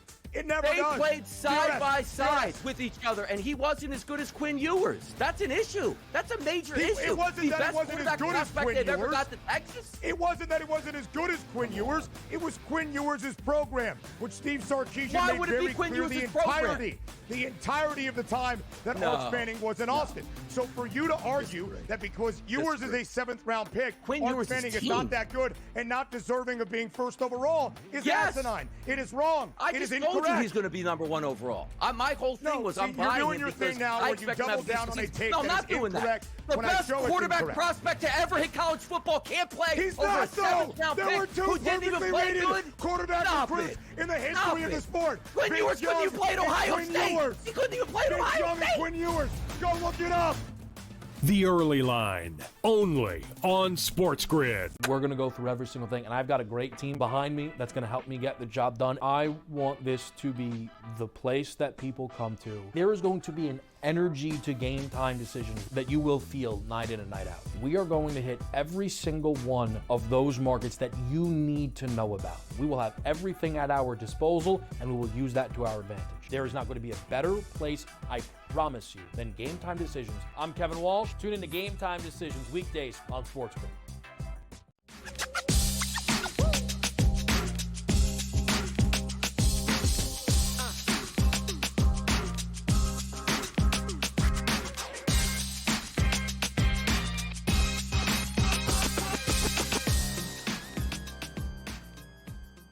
Here on Game Time Decisions, we've set up the card, but the lingering effects of last night's loss for the Lakers still demands a little bit more attention. So to help us talk about that, it's Arash Markazi.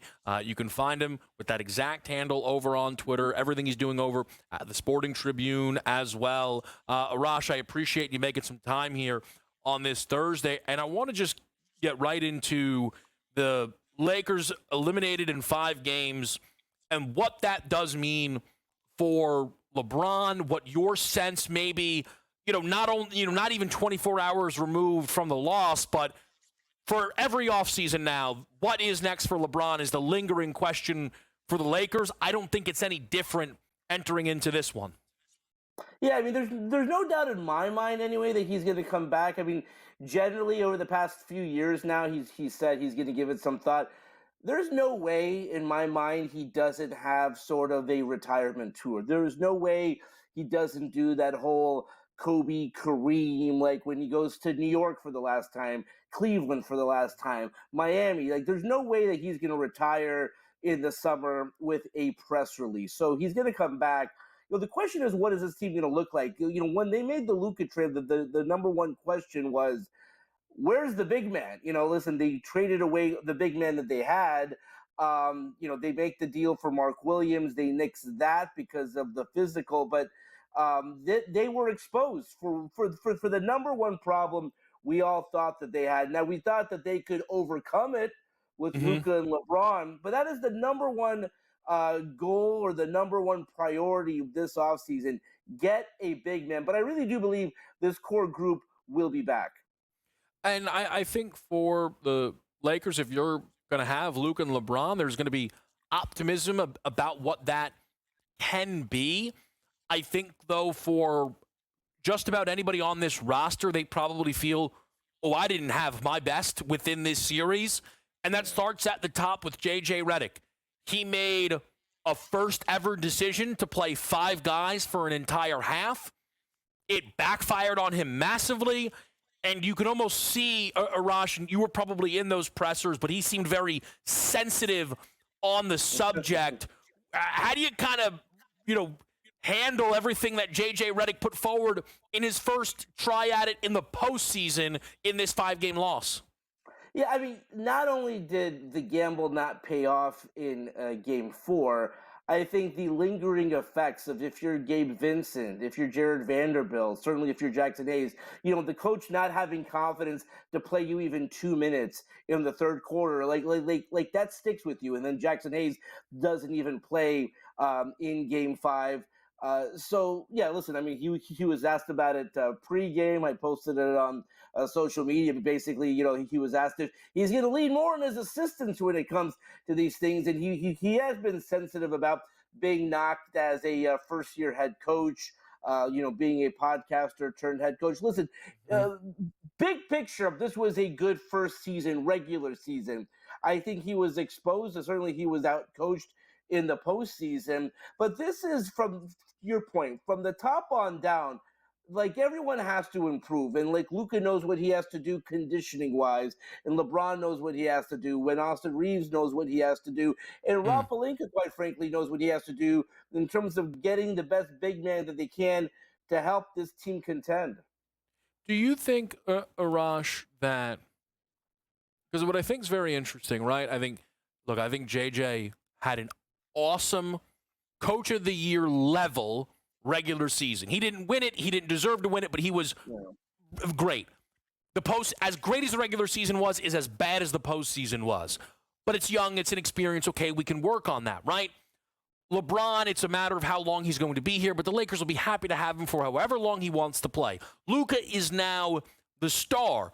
But as proven, everybody else can be moved. And I believe that everyone else could go as far as Austin Reeves, who had a really underwhelming series. I think for, again, all the deserved praise that Austin was given through the regular season, he did not show up here in this series in the way that they needed to him. When you think about how this team will attack the offseason and attempting to put a champion out next year, do you think it's even on the board that a Reeves could be considered if they're going to just test all boundaries of this roster? Yeah, I mean, listen, we're not going to see a Luka-type trade again. That's sort of one of those once-in-a-lifetime type deals. But what we did learn is if the Lakers are approached about getting a superstar player, this is a superstar franchise in a superstar town, that is a deal that they will listen to. Now, Reeves is someone that they really like a lot, and you've seen what he can do in those moments, in those games where either LeBron is out or Luka is out or both are out.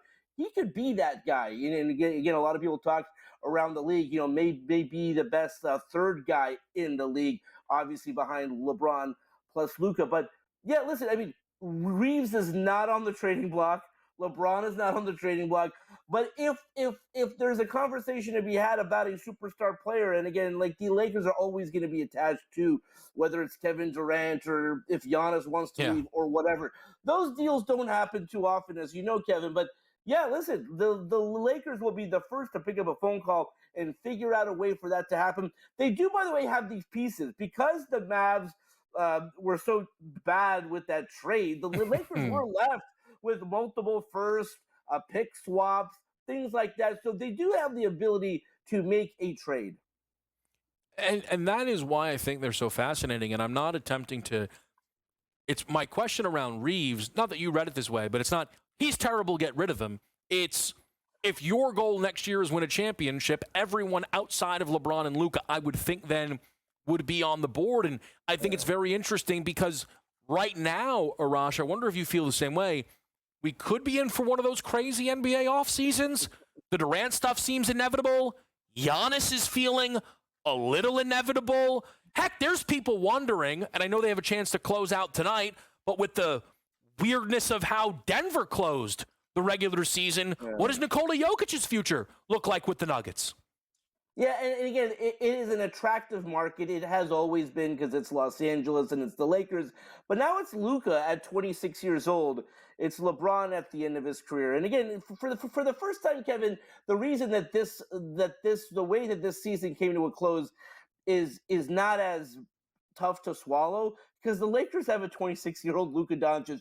If this was pre-trade and you're looking at LeBron and Davis once again closing out the season in this fashion, you're really like wondering what do the Lakers have to do? Like do you just run this back? It's totally different with Luka because you have a 26-year-old superstar. What that enables them to do is be in those conversations for whether it be KD or Giannis or, again, I don't think the Joker's going to go anywhere, but most guys want to play with a superstar player like that in Los Angeles with the Lakers. So I think you're right. I think KD's the most likely to move on, but the Lakers will always be in those conversations. I actually think, and Arash, really appreciate the time. You also hit on something that we've avoided today that we don't usually avoid at the end of Lakers seasons. Of you think LeBron's going to leave, and I think if this same thing happened with Anthony Davis, it would feel a bit hopeless. And I think the idea is, LeBron can't come back next year, no chance to win a title. Go back home to Cleveland. Maybe him and Pat Riley can make up. And instead, it's all right. We think LeBron's back, and if he's back, it's definitely going to be in the purple and gold. It does feel inevitable. But I imagine we'll wait for that official announcement sometime this summer. Arash, really, really appreciate it. I hope you get to cover a little bit more playoff basketball. Thank you so much. I appreciate it, Kevin. All right, again, Arash Markazi. You can find him on Twitter at that handle. Again, everything over at the Sporting Tribune as well. A tough pill to swallow for how strong the Lakers seemingly closed out March on.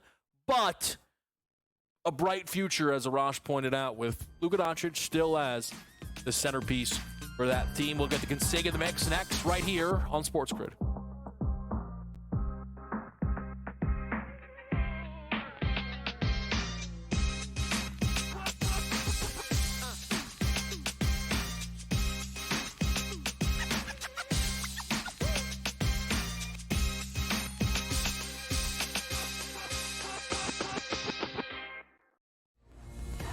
Cosmo was supposed to fight Ciaran Clark, but he had to pull off injury. You get the call. You get to go in there.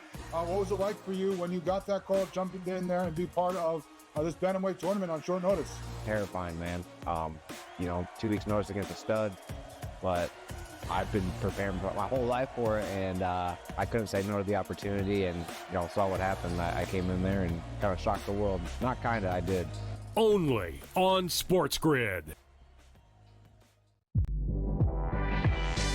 Malaysia Fawali, who you guys know I am a huge fan, has decided to switch allegiances and stay in league. And now she's going to go play for Kim Mulkey. Her, Flau'jae Johnson in the backcourt. It's going to be interesting to watch. You wonder sometimes with roster construction, maybe too much is not too good. Betting above the rim. Only on SportsGrid. We know your other brother Marv did the Knicks forever, but you've done just about every team in the league.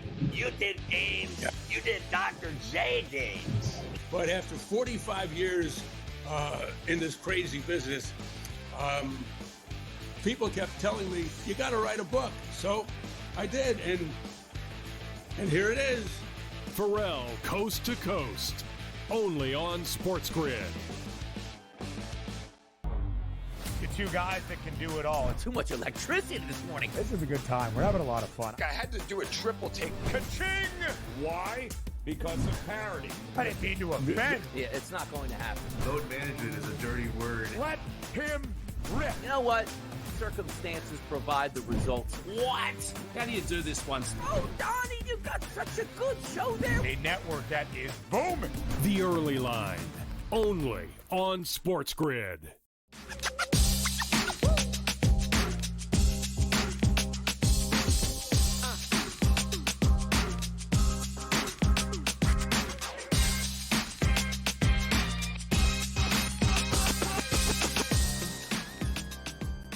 Game Time Decisions with you on a Thursday night. Toronto, Austin Matthews gets the goal, his second of the series. They now not only take the lead, but position themselves as minus 265 favorites with the period coming to a close.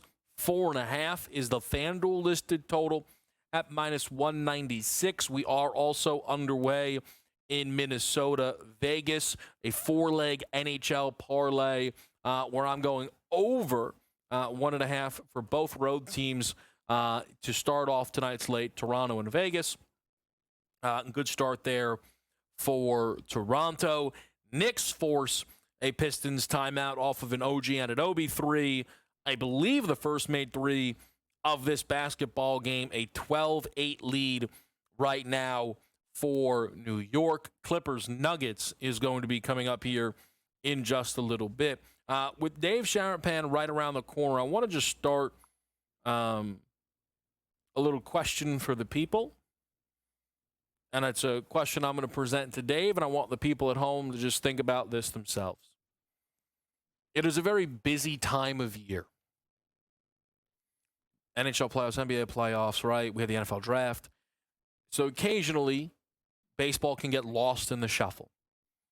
And if you're a baseball fan, right, maybe you're locked in on your teams, or you're just locked in on your bats, but maybe the full scope of the league is not something that you're keeping tabs on.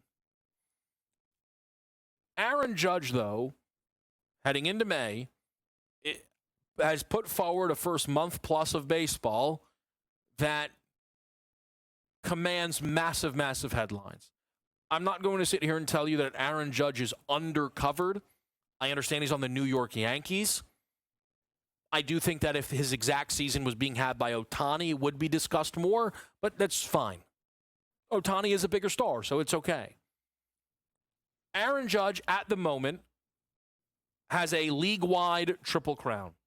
Tied for home runs at 10 with Eugenio Suarez and Cal Raleigh, which is wild, as that's your trio at the top. Tied for the RBI lead, league-wide, with Teoscar Hernandez. But what has been catching my eye with Aaron Judge is that he not just leads baseball after a month in batting average. It's the gap. It is the gap. Aaron Judge is batting .427. Next closest is Paul Goldschmidt at .356. That is then followed by Fernando Tatis at .345. Pete Alonso is the only other player with a .340-plus batting average. And I say only as if anyone is supposed to have a .340 batting average. There is now a market that has recently come out on FanDuel. Judge, to have a batting average of 400-plus at the All-Star break, 10-1. To finish the year with a 400-plus batting average, 65-1. I'm not running to either number, but what I am fascinated about is where do we think the Aaron Judge batting average is going to land at the end of this season? I asked two of our producers. One said 306. One said around 350. Big gap. Not true. Big gap. The thing is, last year, Aaron Judge batted .322. Won MVP. His other MVP season, he batted .311. So, Aaron Judge hitting .300 this year is a foregone conclusion. My thing, what is, if you set a current over-under, and this is the question, hopefully we can get Dave in here, what would you set a season-long over-under batting average for Aaron Judge at right now? What would you set, and I imagine this market will come out at some point, what would you set the Aaron Judge Triple Crown price at? Is Aaron Judge in this moment, if you posted the odds to lead baseball in batting average, the favorite? He's the favorite to lead baseball in home runs. We know that. That market is out. It is real. He is minus 125 at the top. Ohtani is plus 750. It is then 15-1 on Alonso and Tatis. Is Judge going to lead baseball in RBI? A little bit tougher to do in the 2 spot. A little bit easier to do when you're batting 400. But right now, if they posted, if you were in charge, lead Major League Baseball in batting average, you don't have a typical group at the top. Inside the top 10, I'll just list it off. 323, right? That's your top 10 line. Judge, Goldschmidt, Tatis, Alonso, Brendan Donovan, Alex Bregman, Gavin Lux, Jacob Wilson, Kyle Stowers, Zach McKinstry.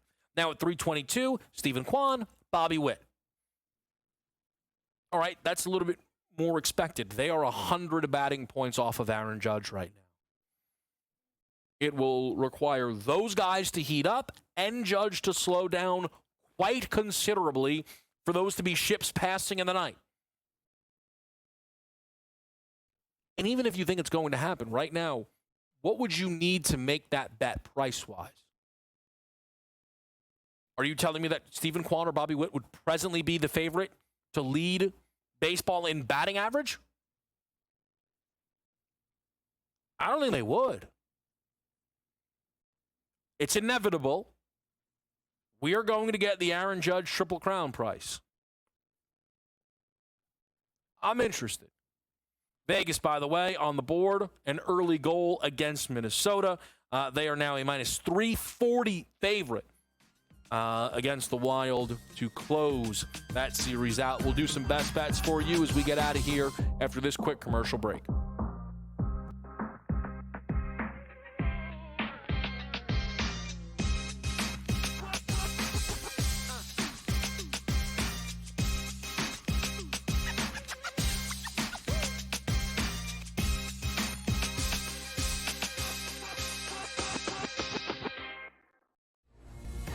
Cosmo was supposed to fight Ciaran Clark, but he had to pull off injury. You get the call. You get to go in there. What was it like for you when you got that call, jumping in there and be part of this bantamweight tournament on short notice? Terrifying, man. 2 weeks notice against a stud, but I've been preparing my whole life for it, and I couldn't say no to the opportunity, and saw what happened. I came in there and kind of shocked the world. Not kind of, I did. Only on SportsGrid. Malaysia Pawali, who you guys know I am a huge fan, has decided to switch allegiances and stay in league. And now she's going to go play for Kim Mulkey. Her, Flau'jae Johnson in the backcourt. It's going to be interesting to watch. You wonder sometimes with roster construction, maybe too much is not too good. Betting above the rim. Only on SportsGrid. We know your other brother Marv did the Knicks forever, but you've done just about every team in the league. You did Ames. You did Dr. J. Dames. But after 45 years in this crazy business, people kept telling me, you got to write a book. So I did, and here it is. Pharrell, Coast to Coast. Only on SportsGrid. Two guys that can do it all. Too much electricity this morning. This is a good time. We're having a lot of fun. I had to do a triple take. Ka-ching! Why? Because of parity. I didn't mean to offend. Yeah, it's not going to happen. Load management is a dirty word. Let him rip. You know what? Circumstances provide the results. What? How do you do this once? Oh, Donnie, you got such a good show there. A network that is booming. The Early Line. Only on SportsGrid.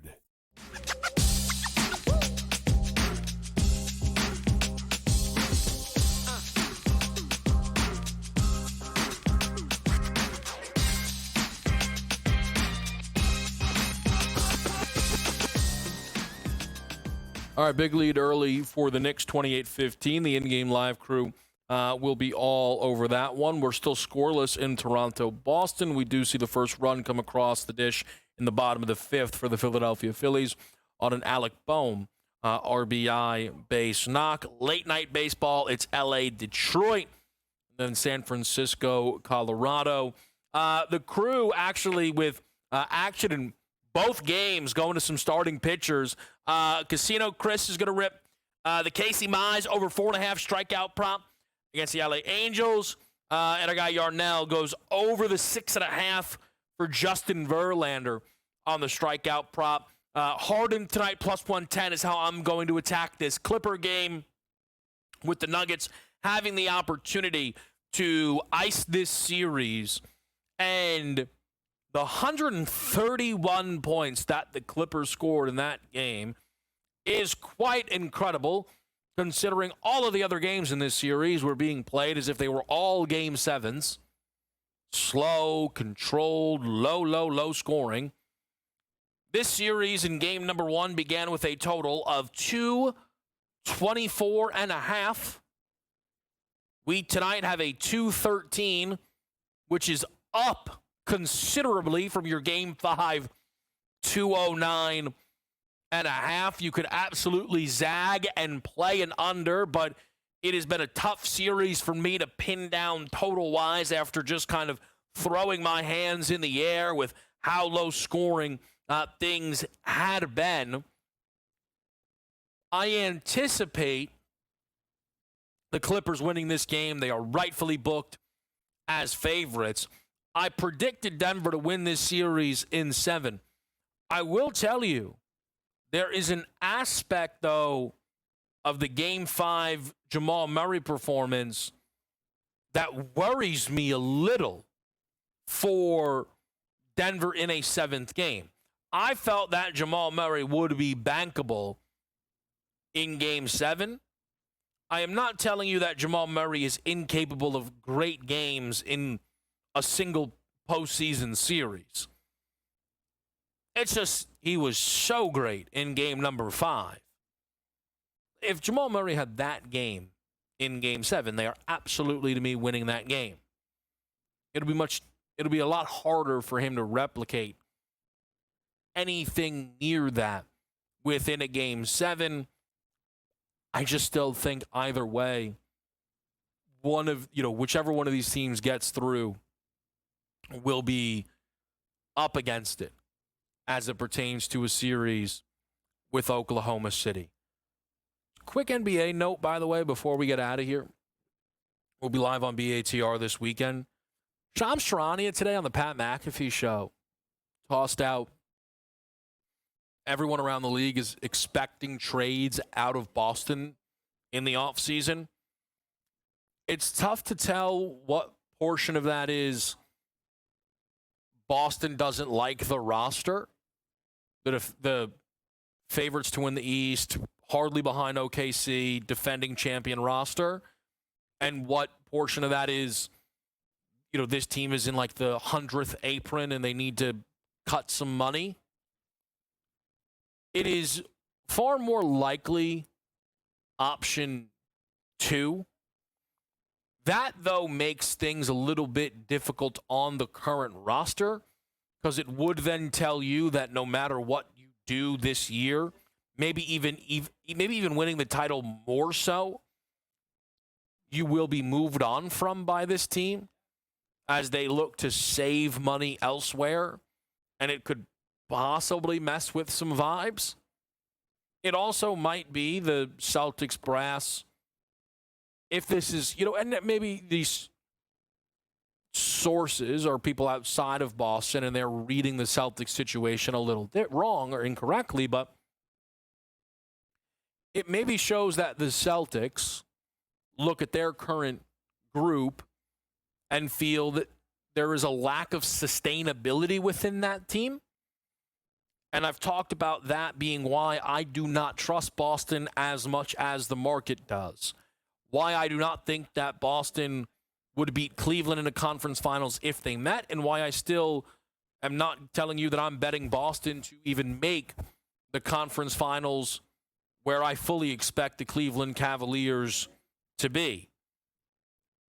They have a group, a champion group, who's just not out there as much as you need him to be. And they may not be fully healthy when their season ultimately comes to a close, and it could bring a wild offseason. In-Game Live is next.